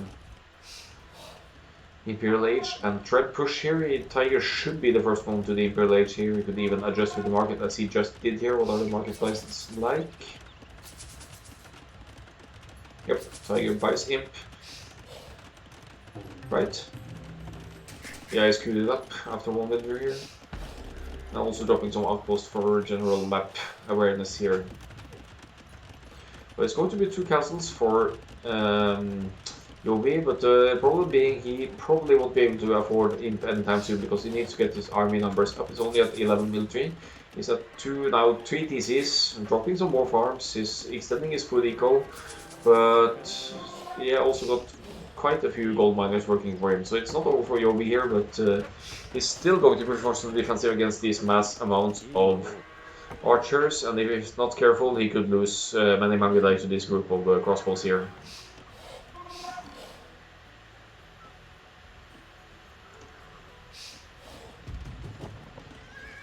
So Knight's running forward, but immediately spotting the castle there. And Tiger drops a forward castle pretty close to JoBi's one castle there. Tiger doesn't know about the second castle though, but again, he will be having a huge head start to the Imperial Age here, so shouldn't pose any difficult for Tigers who are dropping 3 war rangers now going for the Arbalest siege archer push here with Saracens. Getting so many upgrades, Tigers is just so on point compared to JoBi here. It's a 50 more population. JoBi is researching him now, but it's going to be way behind for the Treb Wars. Tiger will have at least 2 Trebs out before JoBi can reach the Imperial Age. Shouldn't be a problem for Tiger to take out this castle from the Mongol player, and this one as well with his earlier Trebs here.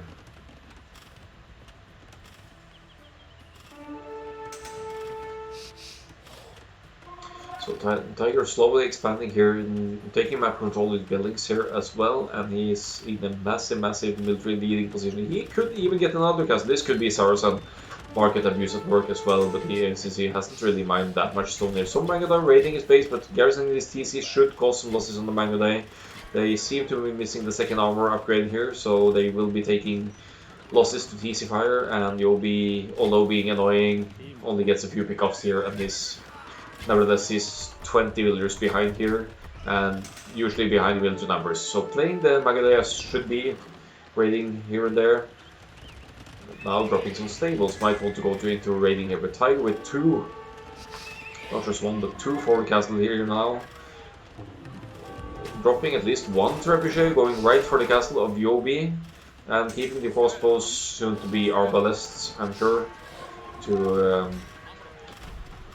defend the eco. So Tiger tries to steal the forward wood here with JoBi, but runs into another castle, but one thing at a time, right? I'm surprised not to see the Arbalest upgrade yet, but Tiger seems to be missing a little bit of gold here. He's investing heavily into more crossbows, but maybe he has it queued somewhere. No, he doesn't. 2 Trebs on the field, 1 Treb targeting each castle here. JoBi can repair, of course, but what help is there in that? He needs to buy stone to keep repairing. He will lose this castle. He will probably lose the other one as well. Now with 2 Trebs firing at this one castle here, will be an end to Mangudai production for JoBi, who admittedly has a decent number of Mangudai, all things considered here, but this 20 plus Mangudai against crossbows here. Almost makes me wonder if Saracen get Arbalest at this point, but I think they do.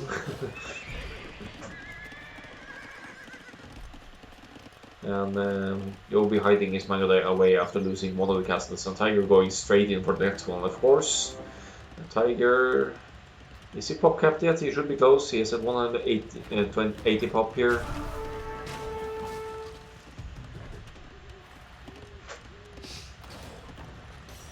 Now 3 Trebs firing away at JoBi's castle here.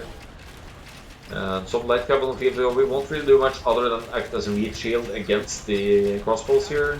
Arbalest finally coming in for Tiger, and with 6 ranges producing. And this is going to breach JoBi's base entirely, and surely this has to be the GG moment very soon. Arbalest is in. Mangudai going down like flies here, and no means to replenish them. There are some stables out on the field here, but it's not going to be easy to raid Tiger either. He's going for his 2nd or 3rd gold now, and taking out buildings just with archers here, and supplying endless numbers of Arbalest here. 7 buildings for them producing archers, getting chemistry as well, will have the extra range. And 4 Trebs now pushing Saracen market power guys on Desert Void here. Powerful Saracen's display from Tiger, going for a right combination of units here, at least with the Saracen's bonus against buildings. You can just pick off anything there is here. JoBi dodging quite a few shots here, is keeping some Mangudai alive still, but if this isn't Tiger's game, I will be very surprised.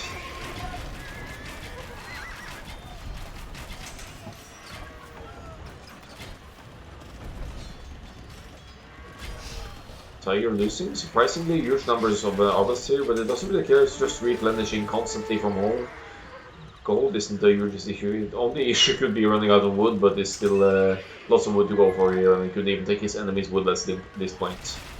Now just needs to clean up the Magadai and yeah, take out the relevant buildings, take out some eco. This would be the appropriate time to write the 105 taunt, I think, because there's no way back from this for JoBi. He's behind 3000 in score, he's trying to put up more stables for raids. I'm sure getting the Tiger even is getting upgrades for his mounted units now, so maybe he's going for the light cap raids here. So quite a few light cap on the field for JoBi. He's trying to deal with the traps. And Arbalest in these masses could easily deal with light cap raids as well. Serving nice as a meat shield though for the Magadai here, but almost no Magadai left for JoBi. Tiger's pop cap, JoBi is at 119 pop. It's almost 100 pop difference at this point, and JoBi will just be losing more buildings. So it could be a tactical play here.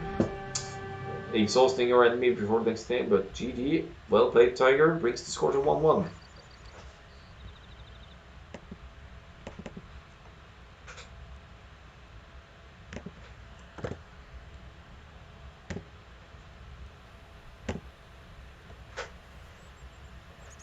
Well plubbed. Yeah, you could say that.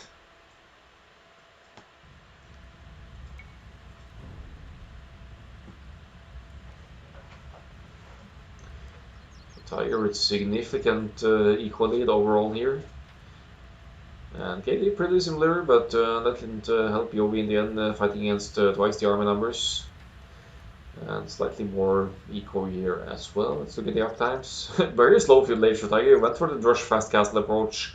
Did limited damage with the Drush, but he took out some wood lines and made it a bit more difficult for JoBi to get up. And JoBi with his, if you can still see his main gold here, was very exposed on the side here and no golds in the back. So a bit of an unfortunate map generation for JoBi. They had restarts, so he could have used that.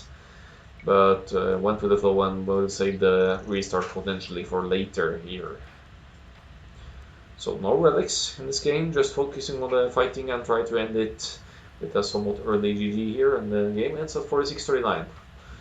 And looking at the army numbers here in Tiger, mostly in the army and actually also villager lead here. So powerful display from the Saracens in this matchup.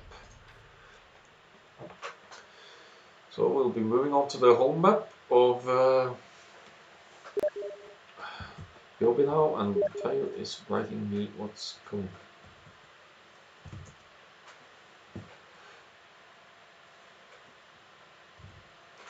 So we'll have Dust coming out next.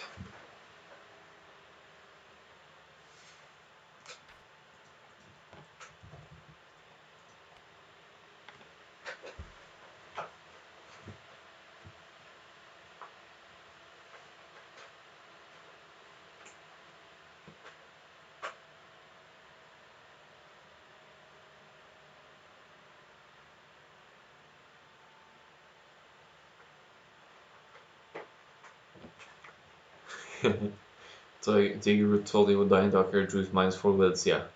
Turns out he did the opposite. Exactly. Saracen power, guys.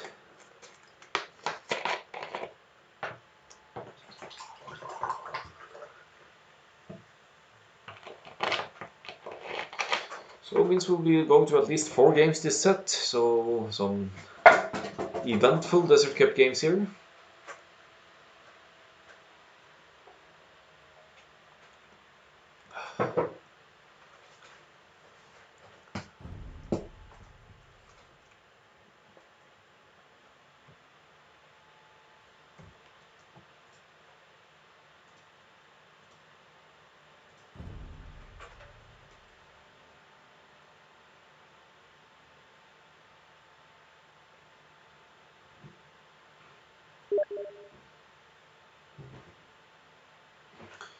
So here is Steam notification, probably means they are starting now.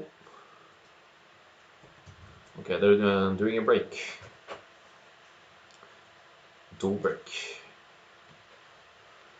Okay, then in that case I'll be right back as well and just close the window and yeah, moving on with game number 3 on Dust soon.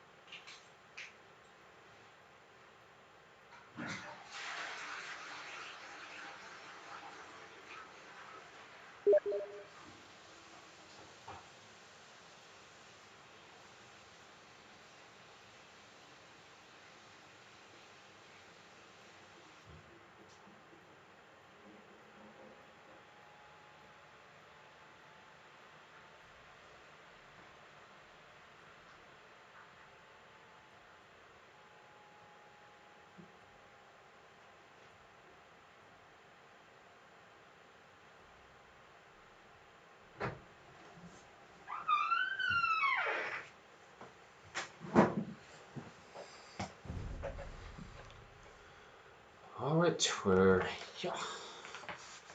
live with game number 3. Map is Dust. Where is Britons? Interesting.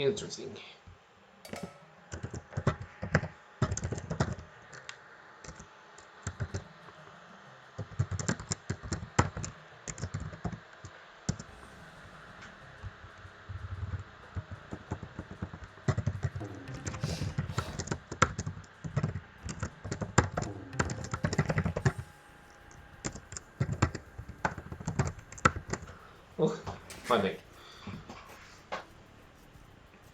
Must not be simple here. Okay, so now Dust, as you can see, a very open map, very spread out, bad woodlands overall, I would say. So little wood on this map. JoBi may be winning the lottery here with a huge woodland down to his right hand side. He's still far away from his TC. Could be potentially hurtful here, but he has a nice woodland pretty close to his TC here as well. Goes for lumber camp down on the farthest side of this woodline. Does some sheep scouting on this side here as well, so he has spotted all his sheep, I believe. Tiger also with a good woodline actually in the back of his base here, so a bit lucky with that. But forward berries, that goes for, yeah, Tiger only, JoBi with the back berries actually. And yeah, pretty much nothing to get in the corners, a bit of neutral gold here and there. Tiger's main gold pretty forward here. Maybe less of an issue for Khmer, but for Britons with his back gold there, JoBi with the map axe here. If I were Tiger, I would almost consider calling a re for this one, because his berries are forward, his gold is forward. He has a back stone, that's the only thing, so he could maybe go for a tower rush or something, but yeah, remains to be seen. Let's restart.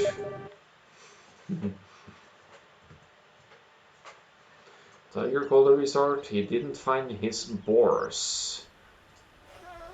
No wonder, because there are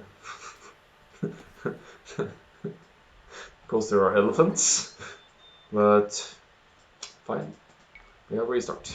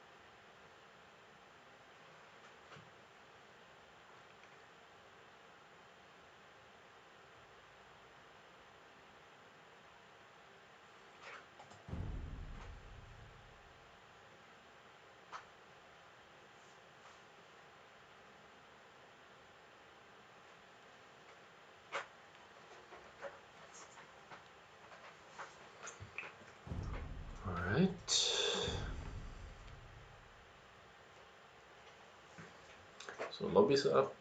I don't know what they're waiting for. They were same civs, same lobby.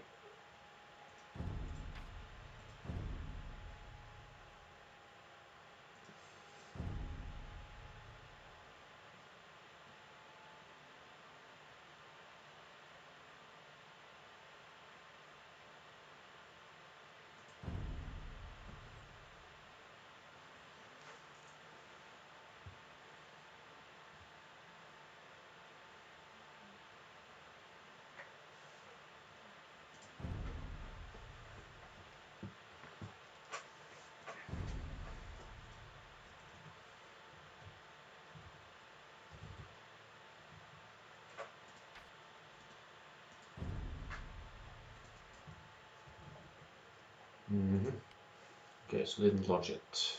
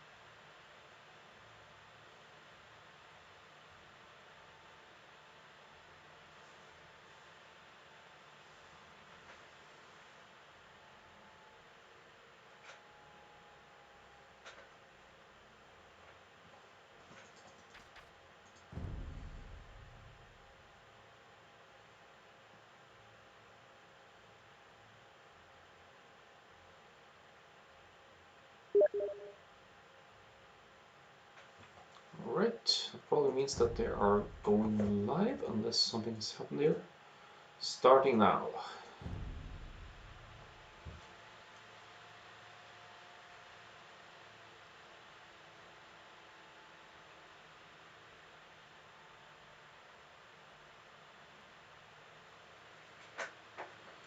JoBi vs Tiger on DC Dust. So as the last game for the Wii, of course, it's Khmer versus Britons. Nice start for Tiger, getting the sheep right away, and JoBi as well, so the sheep spawn ready for them. Dropping houses. JoBi spawning right near the edge of the map here. Also with the back bears again, so it's going to be tough to hit JoBi with a brush here, if that's in Tiger's intentions. Sheep pretty close to his home starting base, but of course very open area. Dust is maybe on the more open maps of all. Now forward golden stone for JoBi here. It's not ideal, but actually somewhat wallable in this direction, so you could be able to secure this gold from any forwards here, at least. Yeah, I don't think he will opt for a full wall here. Tiger, on the other hand, mining gold to the front for him as well, but his berries kind of in the back. You could wall off here and secure the backsides here with stone, golds. So there's a nice back gold here as well, Tiger. So that plays to his advantage. He's now on the lookout. I'm sure he's found at least one of the. No way. So he restarted the last game because he couldn't find his spores, and now he's one tile away from finding his spore. But at least he's found the other elephant here, so I think Tiger is fine. But he really needs to scout this area as well to find the last few sheep and the other elephant here, where he's in deep trouble here.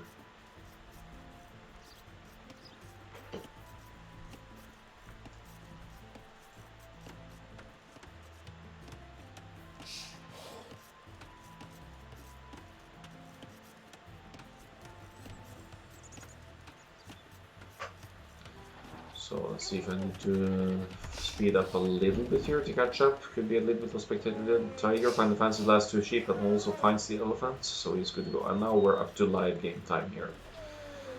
Looks like JoBi is going maybe for a bit of deer or rather zebra pushing here to boost his food income. And he's, I was going to say he's going straight for a stone, but this is only a house, so fine, he's using the stone as a natural barrier for a wall here, dropping two houses right away. So he's going for some kind of walling here.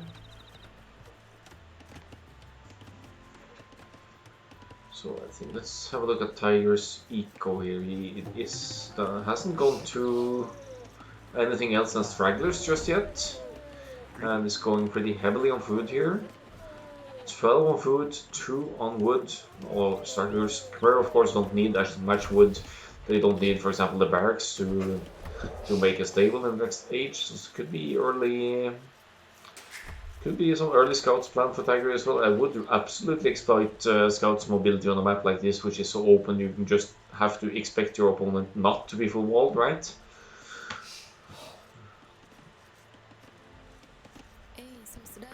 But it's 4 wood for JoBi. He is Britain, so of course he wants to go for the archers. I would suspect his uptime to be later than Tiger's though. Tiger, although lagging slightly behind the villager production, is getting the second elephant now, is dropping another house, so could be going maybe for a 21 pop scouts or something here then. This actually hasn't gone to any woodland at all. He has scouted this one, so that's probably his best options from what you can see, and is about to discover the obvious location, running right into the TC. Tiger, what are you doing? Dodges TC fire nicely here, almost doesn't take any damage at all. And if he pays attention, he will also see the barracks going up for the Britain's player here, so he will expect some kind of infantry forwarding from JoBi. Yep, he sees the barracks, can't deny it because of the villager quick walling in. Nope, quick wall's not finished. Delays the barracks for JoBi here, that's huge news for Tiger. He stops this barracks. Oh, careful, don't get walled in. Yeah. JoBi now puts his scout in, but it's still delaying his barracks significantly. So if JoBi here was going for the drush, which he might very well be doing, yeah, he's bringing in some gold here. So his barracks is going to be delayed, his drush will be delayed, maybe he will just go straight for the men-at-arms instead. The Tiger, of course, banking up on lots of food early on, is up to the village. He already can afford quite a few scouts here. Now goes to the woodline, so he's actually been relying on stragglers early on in true low elo legend style here, chopping the stragglers first. He's being chased by JoBi scout, but who cares, Tiger is going to have more scouts on the field very soon, so that shouldn't be an issue. He even took the zebra here next to the woodline and was eating the zebra before placing the lumber camp, so that's where he got some bonus food. I think Tiger will be going very heavily on the scouts here.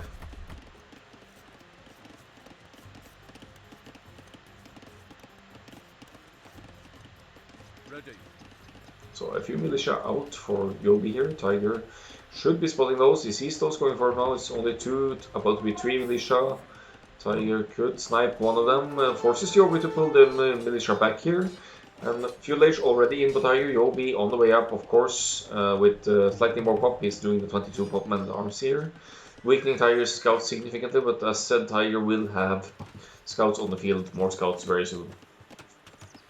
He also has the option to hide in houses, so once if he places a house here next to the woodline, he will have a place to hide if men-at-arms go forward. Pretty heavily on berries here, Tiger, to secure some food eco, taking the last goat as well.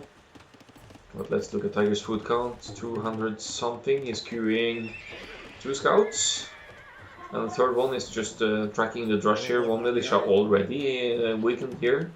We'll pull in another scout, and with some micro skills here, you should at least be able to pick off 1 militia before they can do anything at all. At the same time, walling in towards the TC, so it's going to be tough to hit. JoBi scout is on the go here as well, though, so Tiger will need to pick his fights here. But drush moving towards the TC, not the drush, the men-at-arms, of course. So 3 scouts, but 1 weak scout. Tiger has more in production, he will have 4 scouts soon, but one of the men-at-arms is weakened as well, so if Tiger picks off some good fights here, he could chase the scout with villagers as well. JoBi causes a idle time on Tiger here, obviously, but will lose his whole forward very quickly here to scout. See some moving around some micro here, but Tiger bringing back the weak scout to hit the weak scout of JoBi. JoBi loses his initial scout now, and Tiger is left with now 3 scouts. So he's ready to move forward and try to do some damage to JoBi, who has dropped his archery range. Already, of course, prepared his spears. He knows that scouts are coming, but also will be, didn't really get much value from his men-at-arms in the end. Scores disturbingly close for the 2 players. Blacksmith going up for JoBi now. His eco is far away from the Next age could be said about tigers as well, but he's producing more food, he's adding farms, he's now adding a range, so he might want to add some skirms into the mix to deal with spears, but also of course with Britain archers.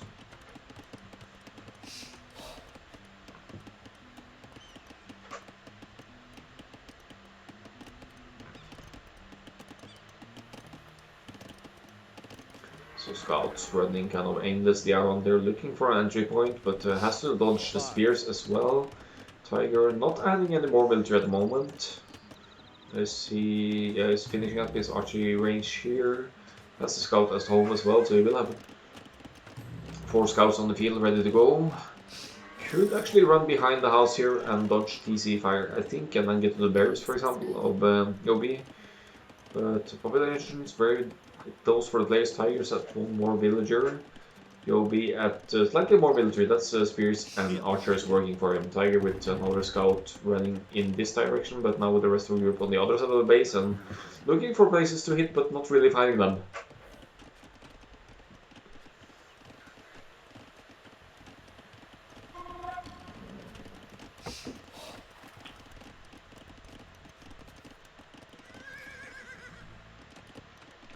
Tiger now has his archery range up, he's queuing some skirms. Skirms would easily be helpful in dealing with spears as well. JoBi here moving forward with 4 archers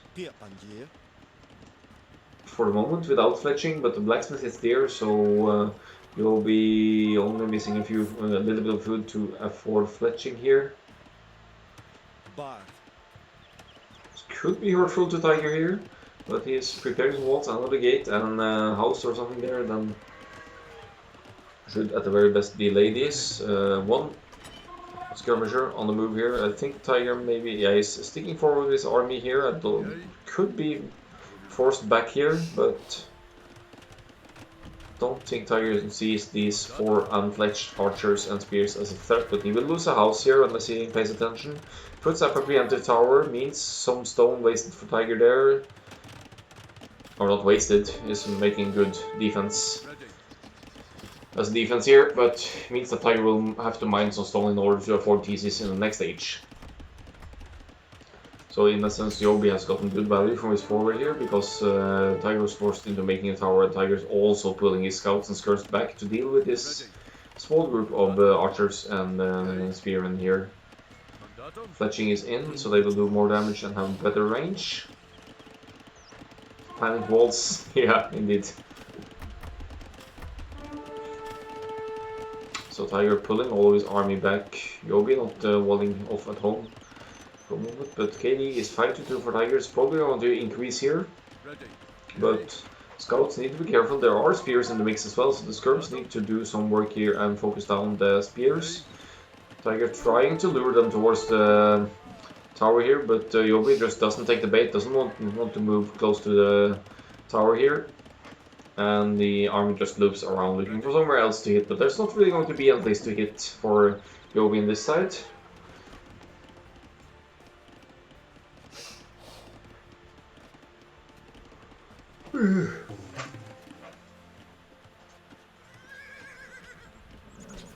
So some scouts here, not really afraid of the archer fire, they can easily dodge. JoBi's eco, so Tiger floating more fruit, but this hasn't gone to gold at all yet, so he'll be behind in the sense of gold count here, but his food count very significant here. JoBi gets a pick off with his weak army here, he's distracting a lot here while sending in another wave of archers and spears to this side, so nice little split up from JoBi here with Tiger, pulling the skirm forward, so he's making actually JoBi's army follow him here while Tiger's hunting down JoBi's forward on this side. Nice little distraction on this side here to be able to deal with JoBi's little forward on this side. Tiger is going for the full walls here, at least on the left hand side with the Kber. And yeah, missing one little spot here, but should be okay. These are resources worth protecting, of course, but it is going to run out and you will have to migrate to some point. And in Tiger's case, he actually needs to move to the northeast here, which is pretty far away to the next respective woodline. Still not on the gold though. Has Tiger forgotten to go to gold, or is it just really getting the food count spike going here? He could spam scouts on skirms forever now. He could stay in Feudal for a while here, but JoBi is on the way to the castle age, just Tiger will be behind here. This game is more like Fall Guys than Age of Empires 2. If you say so myself. Skirmishers on the move here for Tiger, luring JoBi's army forward and even forcing a lion to attack the villagers here. But now 8 more skirms for Tigers and 10 skirms total against 9 archers and a few spears here. Tiger should be able to leave this if he can pick off JoBi's army here before JoBi can reach castle age. That could be pretty huge actually. Tiger also taking the army for skirms. If he had the patience, he could have waited even a little bit more for this to begin. And Tiger floating very much food indeed. Could he be going for some kind of elephant masterpiece here once he gets to the castle age? It's only missing the gold to go really crazy for elephants, or he could just drop a market, buy the food and get up. But chasing here with skirms, not too successful here, but army is in for the skirmishers, but JoBi doing a nice job microing here, keeping basically all of his archers alive here. So very unbalanced eco for Tiger at the moment. He's floating lots and lots of food. Could be going for mass knights maybe in the next stage. It's dropping a market now, so he will sell food to make whatever unit he is planning to do in the next stage. JoBi in the meantime could be said to have a more healthy eco. He has 2 archer ranges now working for him, one taking crossbowmen, the other one producing more archers. He will have a crossbow soon, and he's dropping a town center on the stone and wood here.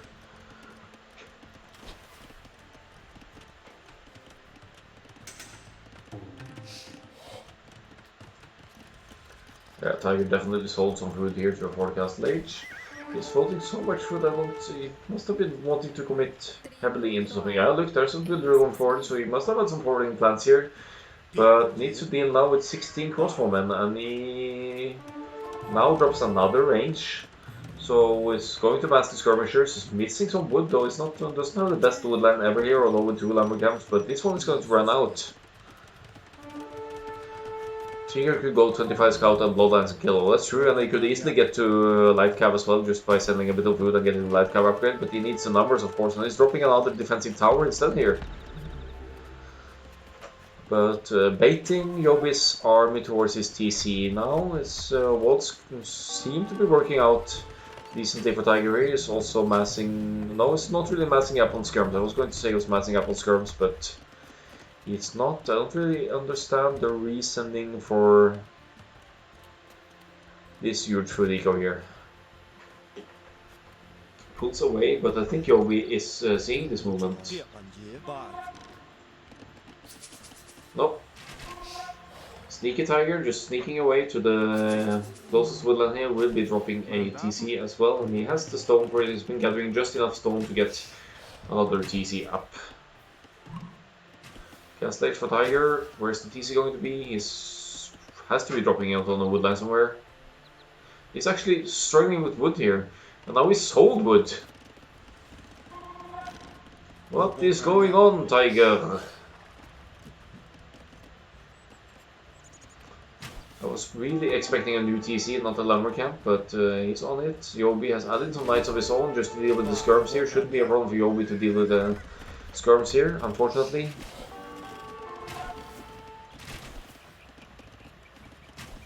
I can imagine how much Tiger panics now. Yeah. Doesn't look too pretty at the moment. He's so many of you, but now at least he could. Oh, he's going for elephants.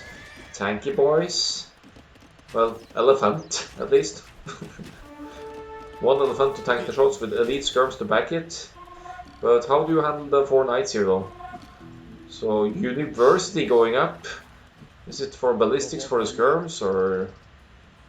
So many questions! So 1 villager and heaps of skirms here chasing forward. Don't quite understand the villager. Maybe she's just there to take the attention of the knights with her beautiful looks, who knows?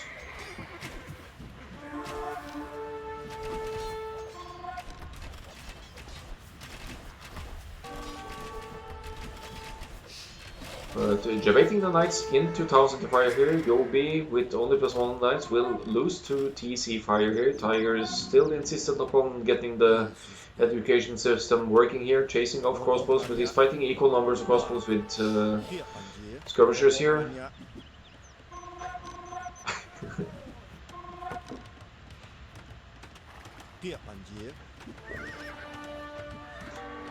Look at this.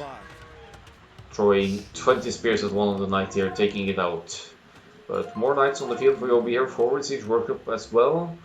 So with the mangonel hit in for JoBi here, that could be devastating for Tiger. He could lose lots of crossbow numbers here. The mangonel is in queue here. So I think Tiger sees the siege workshop and pulls away here.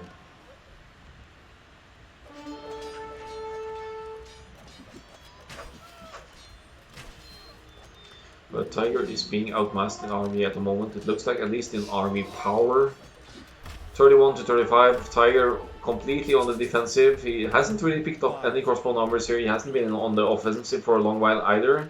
And JoBi is actually doing a nice approach to walling here. He's also going for the relics, I believe, with the monastery here. Tiger only dropping lumber camps is not. He hasn't dropped a single. There's a TC. Okay, so there's the second TC of Tiger.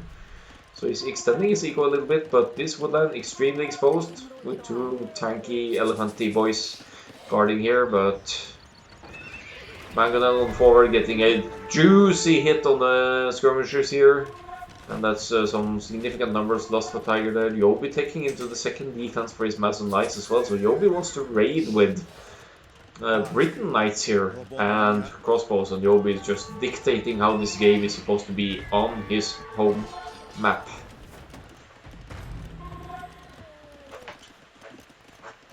So Tiger committing to the skirms here, but how does he fight off this mass of knights, crossbows, mangonels? Even the crossbows could 3-shot the elephant area, so the elephant almost takes a mangonel, but just almost. Knights clearing up another elephant here. This doesn't look too bright for Tiger.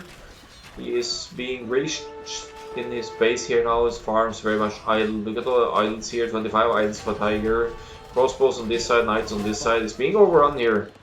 Has the TC here, has some woodlands here, but not really any means of defending his home base, which might be the most important point. And eco not looking too bright either here. JoBi with 50 more population. What's his eco like? He's sticking in Castle Age here, going for the production, committing to the knights as well, and mangonels, and pushing. Soon enough will have taken out Tiger's production as well, but Tiger chasing back with the elite skirms here, getting some value, but JoBi with 68 to 37 KD here, so not looking great. Similar amount of idles though, so this constant pressure from JoBi is of course affecting his eco at home as well, but he is winning territory. He's idling Tiger more than himself, and JoBi is almost at the 30 villager lead here right now. Is going for even for Tiger's secondary gold here. Tiger is playing a square indeed, and he could jump more into houses here. He should maybe consider having more houses closer to his resources just to avoid villager kills.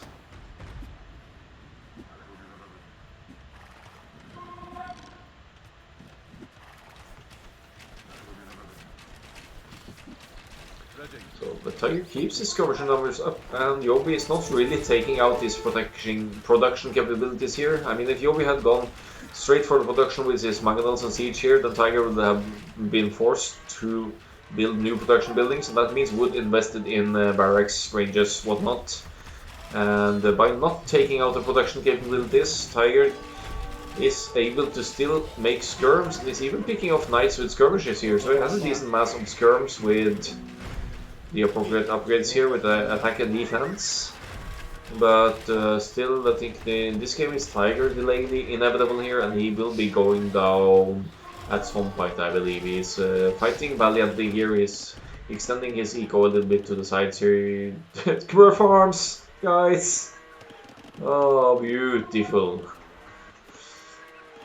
But looking at the eco, it looks very, very, very bad for Tiger. Can't afford anything now. He's producing some skirms, some villagers, but he's idled a lot. He can't take gold. His elephant is trying to reach out for some it here, but now loses skirms in a Mangonel hit, and JoBi takes the win.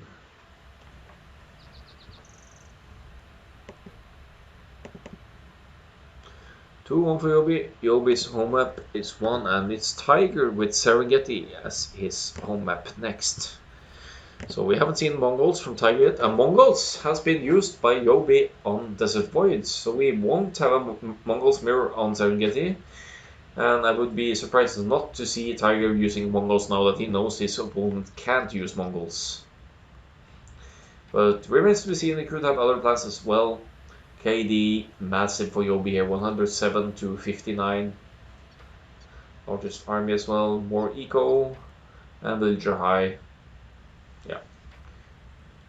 Stats speak of their own here. Earlier cast stage for JoBi. Tiger could have got more pickoffs on JoBi's early archers, I think, with the forward, but was maybe a bit hesitant in the push there, or should have maybe pulled back and stayed ready to defend at home instead. It's hard to tell in the heat of the moment what to do.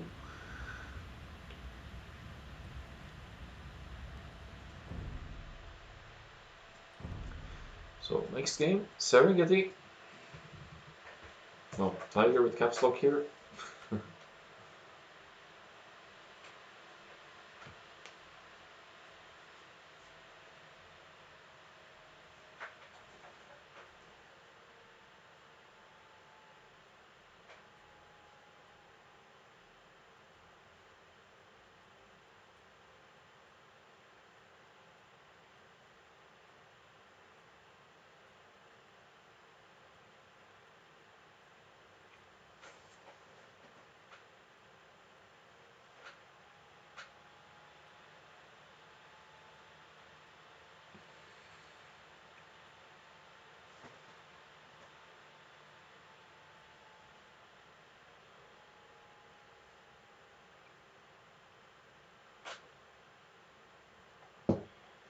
GG indeed. Now Tiger's fighting me.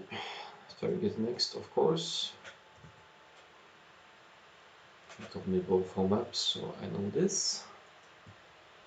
So what we'll see here, maybe Mongols against Huns, or some counter picking to Mongols. What could you... Mongols, Berbers, maybe. It's still the hunting bonus of Mongols. I'm sure that JoBi will expect a Mongols pick from Tiger now on Serengeti, and that he will try to counter pick that somehow.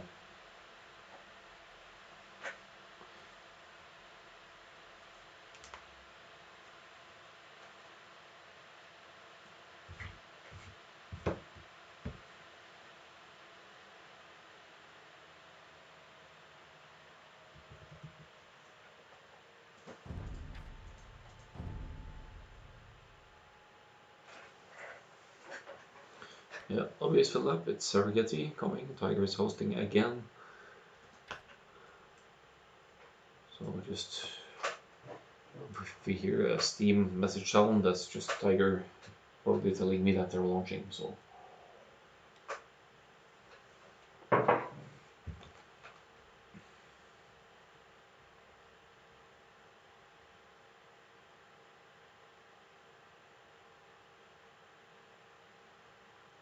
So it's JoBi who's up 2-1 here. So Tiger really needs to take this game to go to have the chance to go to the finals. And if JoBi wins, he will be the finalist here.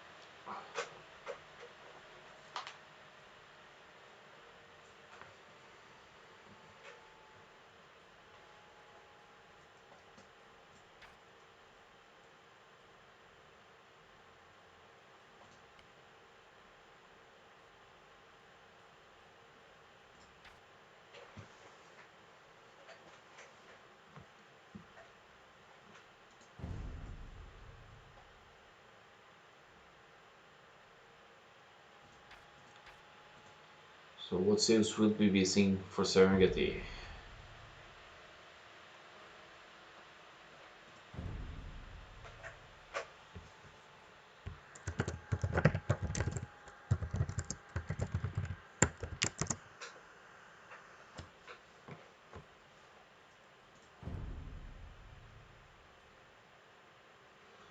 They are live. Guess what? Mongols for Tiger, Vikings for JoBi.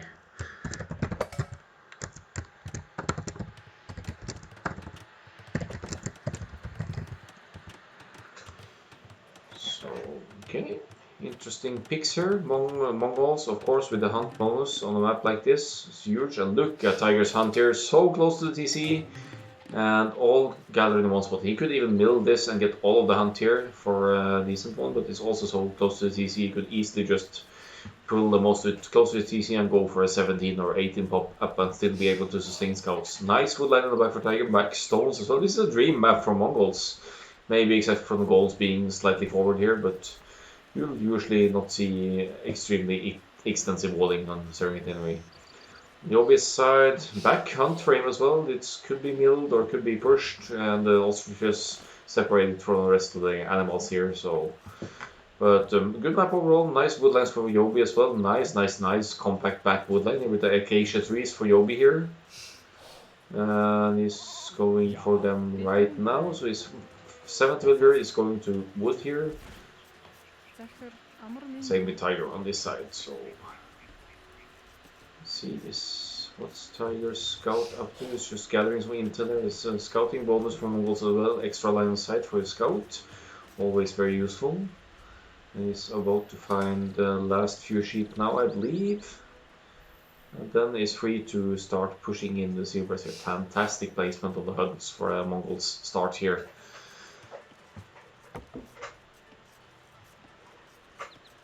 On the opposite side, he has both his gold forward, but at least kind of close to his TC. Berries to the side. Could at least wall off the right hand side easily, so he could make life difficult for Mongol scouts here, but on the other hand, it's expected that the Mongols will be up first here, so if Tiger can get the scouts production going early enough, he could make some serious damage before JoBi even hits the next age here. Bringing in 2 zebras now, also bringing in the elephant, so Tiger really going for the hunt bonus for Mongols here.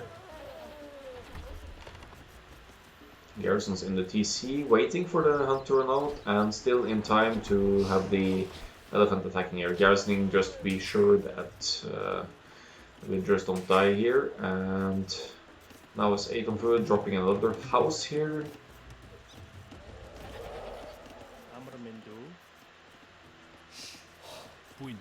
With his 4 on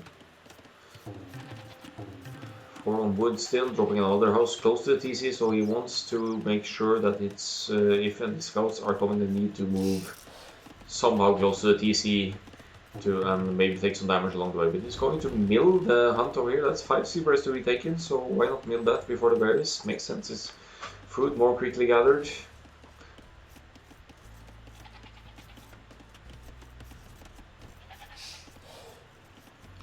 But Tiger again, no building. Okay, he's going to mill the rest of his hunt here, so wants to make it as efficient as possible over here once the food runs out on the TC. Probably will be clicking up now at 17 pop with Loon. So it's going to be a real offensive Mongols opening here. Might be reaching the food ledge at the early 7 or middle 7 minute mark, 7:45 or something maybe. So clicks up right below the 6 minutes, before 6 minutes. That's actually pretty crazy. It's only got 3 on wood though, and this woman is unfortunately way out in the woods here, but now sending 2 more builds to wood, so I think Tiger should be fine wood-wise. Could drop the bag soon and then hopefully get the stables going in time. I hope he hasn't underinvested on wood here because that one lumberjack on the run there, and that he will be able to drop the bags in time. But right now it's at 0 wood, 5 wood droppers. Could be tight here, but it should still have a serious head start on JoBi, who as in all the moment is at on 300 food, dropping the barracks, going for the either a rush or an arms here. It's going for the 10 gold, I believe. So it could be a rush. No, he's taking Bloom now, so he's maybe going Men at Arms after all. Yeah. So it's going to be up for JoBi, but he will be clicking Field Age at the same moment that Tiger reaches Field Age. So this could be a huge win of Tiger to make some serious damage. He's at 480 food, he can easily afford the upgrades, even able to construct a house here. But if he didn't construct a house, now never mind, he can still actually afford the stable. So very tight scouts build for Tiger here, but it works out for me. It's rushing the stable up now with 3 villagers. Will then go back to the hunt, I guess, and he will flood knights before flood scouts before JoBi is in the field age ready to respond. JoBi, however, already has the barracks up, and maybe instead of going for an infantry forward, he would just prioritize defending with infantry here.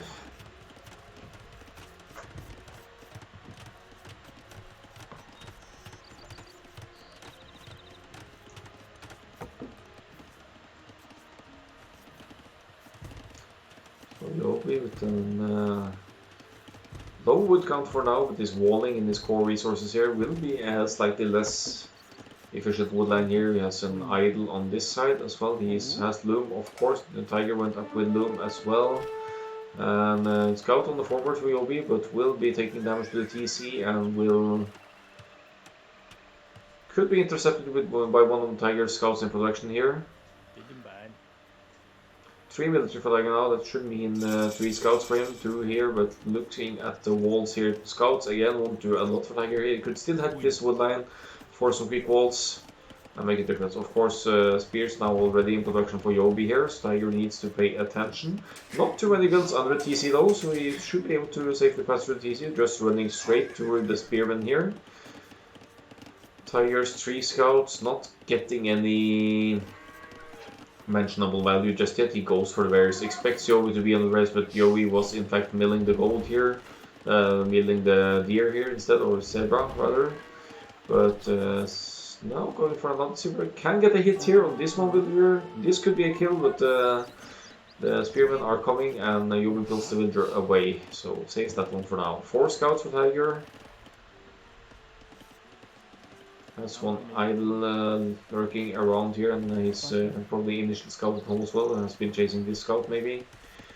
Tiger realizes he's needs to dodge the spears again, looking for place to one, but look at the surround for JoBi here. Like, Tiger sees it in time, doesn't run into the spears here, and the Vikings player is now dropping an archery range here.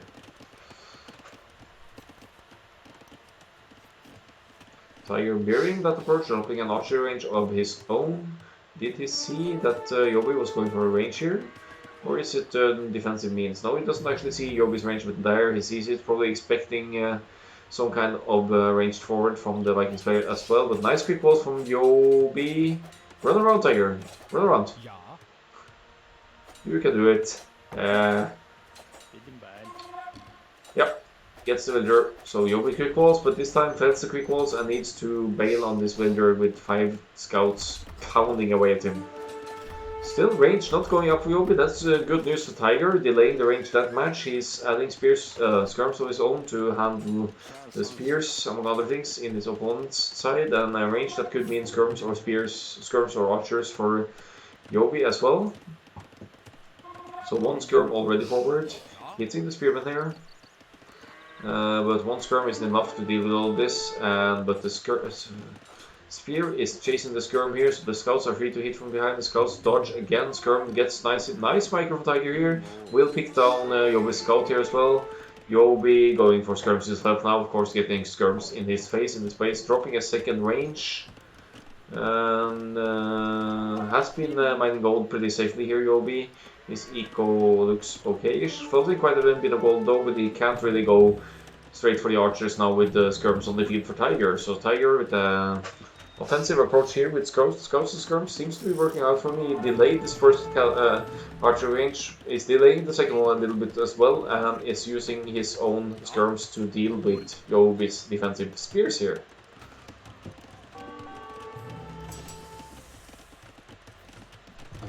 Now, sees all of the spears are likely on this side. Tiger loops around with his scouts to the other side, sees some walling going on here. I think he will stop it. JoBi probably thought that this house was partly built the foundation, so this will be a villager kill for Tiger with Mongols here. Relentless pressure from the Mongols right now, and Tiger with his eco, well, he's not bound to go Caslate just yet, but he's adding farms, of course, adding more skirms. Full scouts on skirms Tiger here. Could be bad news considering that JoBi has been on goal the whole time, so JoBi, if he can get his food count to spike up, he could be getting to the Caslate before Tiger here. But it's skirms against skirms, you'll be adding archers as well, but against these massive skirms that's just not going to do anything, and the skirms just camp around near the archer ranges here, so it's Tiger dictating the pressure and the pace of this game here, while JoBi is walling his right hand side and probably opts to go for the berries as well for the good income here.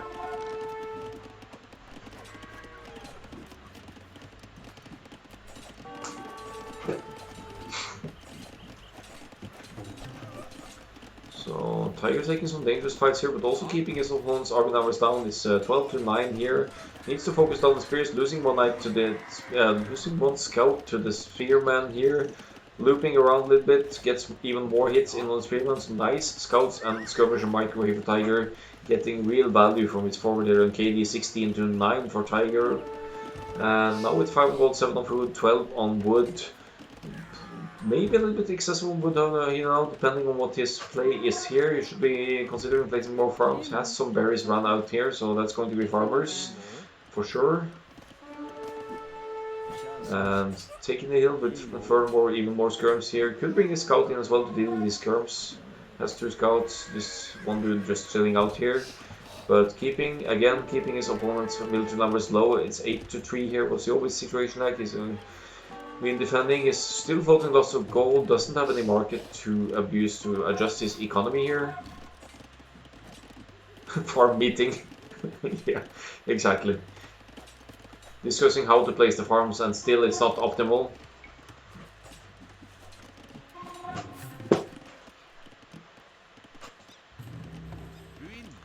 But 6 scores for Tiger is keeping his military lead here, 12 to 8. I think he's also got the food count lead now. Now he's investing still a lot into skirms, and both players will be sticking in feud late for quite a while still. But JoBi will be finishing the walls completely on his right hand side at least. Tiger also walling nicely off here. He hasn't been hit at home at all, so by walling off like this he secures his base for the later game, especially the early cast age, and then eventually maybe the Imperial Age, where Mongols should be tough to beat for any civ.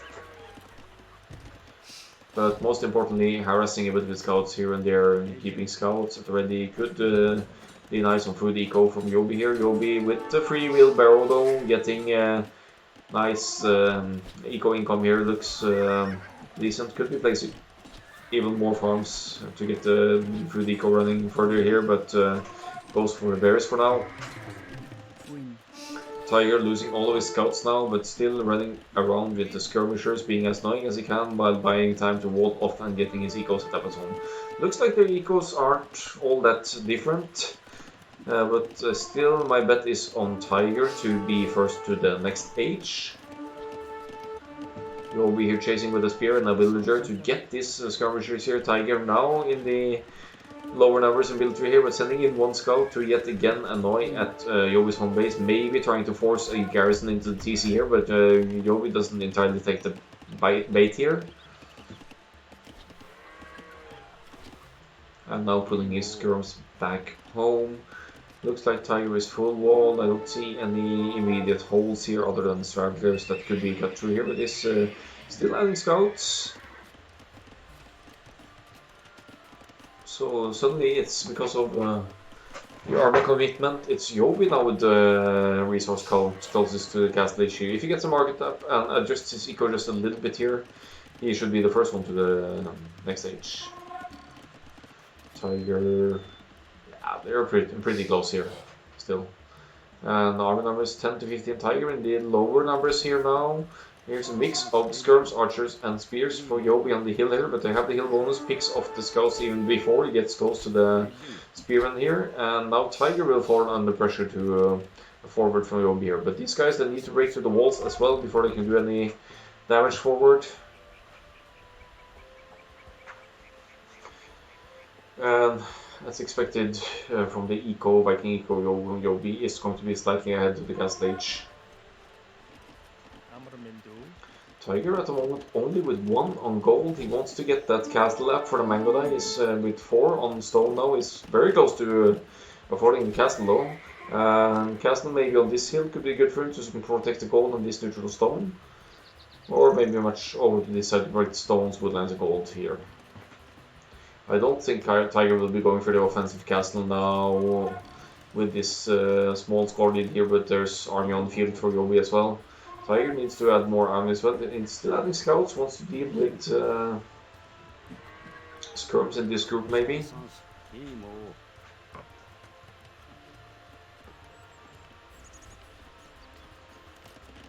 So both players with pretty limited scouting towards the edges of the map. They don't really have any intel on neutral resources, so if they need to flee at some point, it's going to be significant to know where the neutral golds are once you run out of gold at home. The Tiger has a safe gold in the back of his base here, or side back of his base, so he shouldn't be running out anytime soon. Only 1 gold though for now, so he's going to get that castle up, defensive castle, and then maybe move straight to the gold after the castle is up.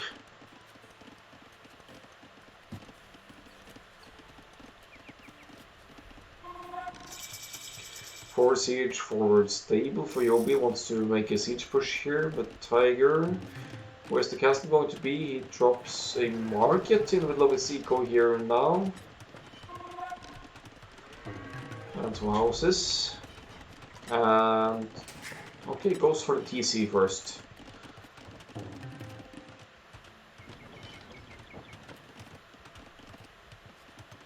So TC first, then maybe a defensive castle either on this hill or on this side.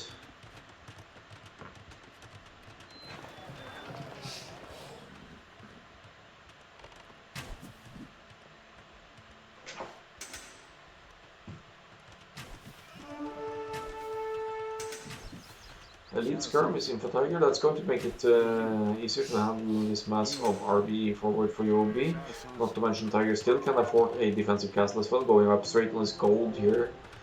Yeah, I can see how he would want to protect his farms and his main gold here, but ideally I would have loved to see it even a bit more out in the field. But that could be his next castle, of course. He's securing some territory here now. And denies any forward siege push from JoBi to this direction.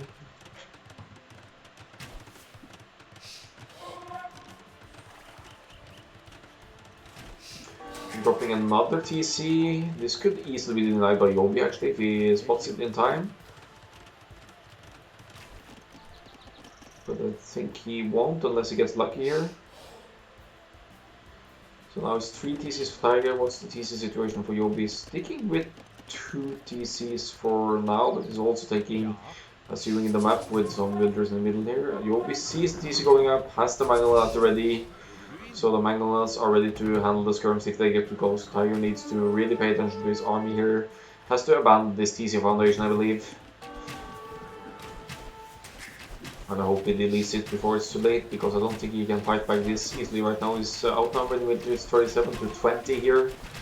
Very even game, they were back and forth here, but solid play by the Vikings player, knowing what to expect from the Mongols on this map with the scouts initial opening and not allowing too much harassment to his eco. Tiger could lose this foundation, unfortunately. I think he needs to delete it sooner rather than later, but it's going down before he can delete it, unfortunately. So that's lots of wood and stone down the drain for Tiger. Bit unlucky there.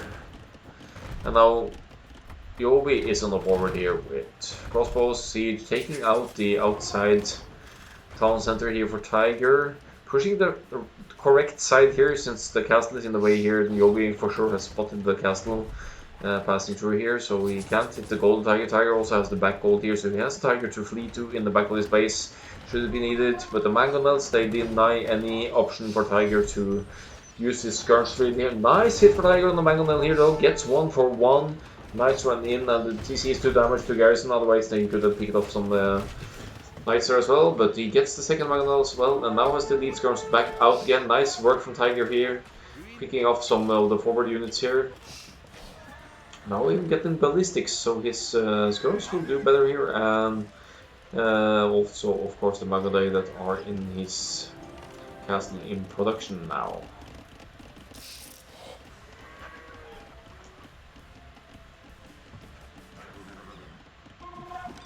Tries to fight off some knights with some skirts here, just one little hit here. But massive army on the hill for JoBi is just not something Tiger should engage at this point.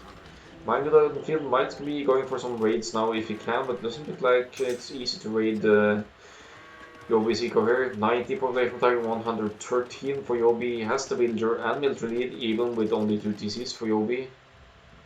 So that says something about the idle time is cost, and he also killed 1 TC before Tiger could delete it. So that's some resources down the drain for Tiger, unfortunately. But there are some Magadai out on the field now, and but also some knights for JoBi.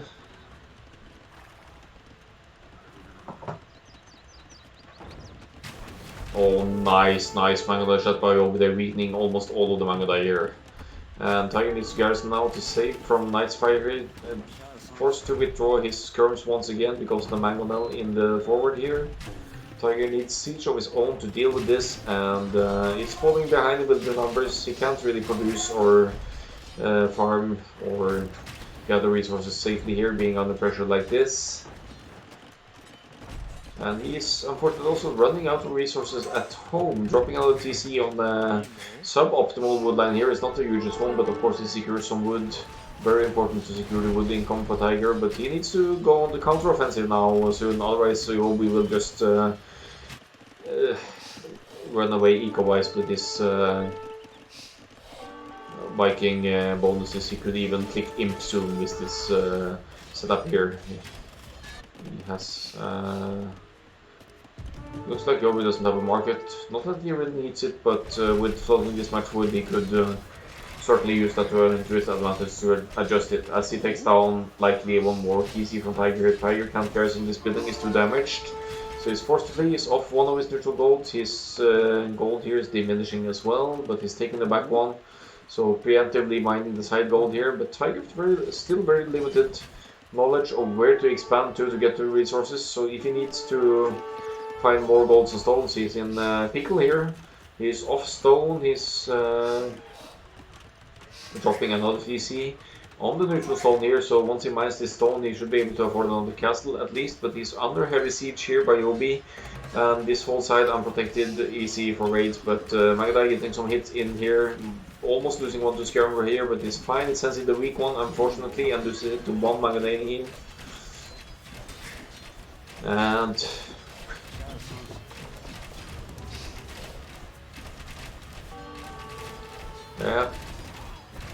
JoBi is up 3-2, and JoBi is making a tough push with Vikings here against Tiger. Tiger is fleeing from his home base, but this is the area where JoBi has been building lots of buildings, so JoBi will see any escapes here, Tiger going to the woods and everything, but I think this is within JoBi's line of sight, at least almost. Could be a spec bug, these farms. So it's only a matter of time before JoBi sees what's going on here, and he takes out military capabilities of Tiger on this side. Looking at the populations, so 35 military to 6 here. Viking eco to back it up. It's very close to Imperial Age for JoBi here. He has a decent military now. He's only making villagers at this point. He's at 90 villagers, and Tiger is at... oh, looks like I can't switch between players anymore.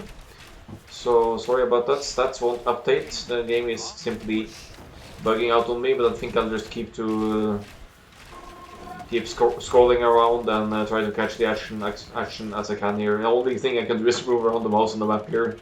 So sucks a bit that spectating is bugging out on the... now we won't be seeing the stats anymore, unfortunately. JoBi is probably on the way to the Imperial Race by now. We just won't get these stats because the game is bugged, and I don't think I want to restart it and fast forward just to get there. So let's just see what we can do here.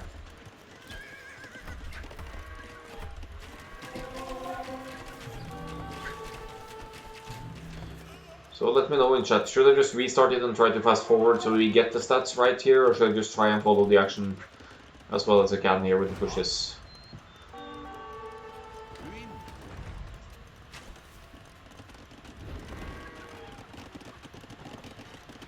No restart. Go on.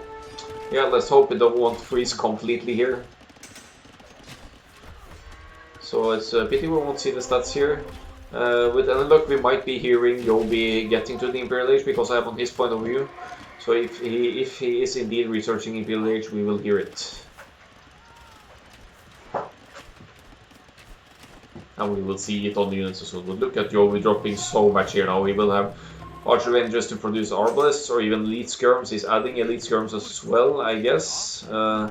Dropping Stables, wants to get some raids going and to counter whatever Tiger make. Tiger still only with one castle. He's mining stone like crazy here.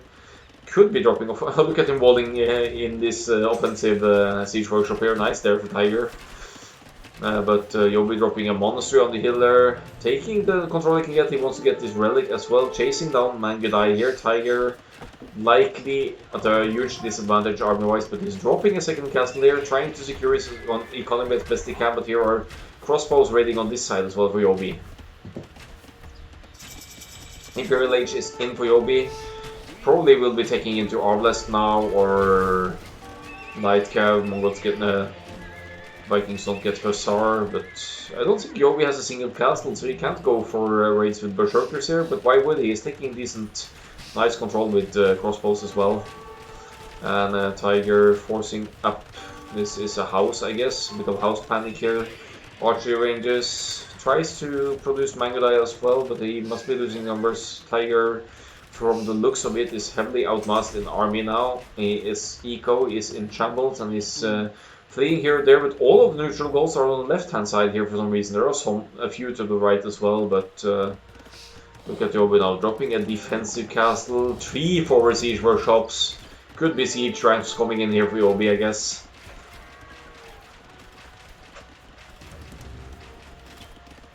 See, I can't even click the minimap here, so I have to follow as well as I can. JoBi with one mangonel here, chasing down some villagers trying to expand to the wood line. Villagers going this direction as well, but GG. So I won't be able to toggle the statistics here, now the game has completely frozen out on me. But that was Tiger calling the GG. Well played to both players. Tiger gets the win. No, Tiger. JoBi gets the win. I'm getting tired here. Not tired, but tired. 3-1, JoBi. Good thing the game didn't freeze earlier. Frame completely frozen here, but we'll be going to the finals, and it will be Erikur versus JoBi in the finals. Should also be a best of 5 in the finals. Yeah, I hope we'll see some exciting games there as well. So this stream has been live for 4 hours now. As much as I would love to do some interviews with the winner right now, I just think my brain can't handle it at this point. So thank you for watching. See you around for the finals.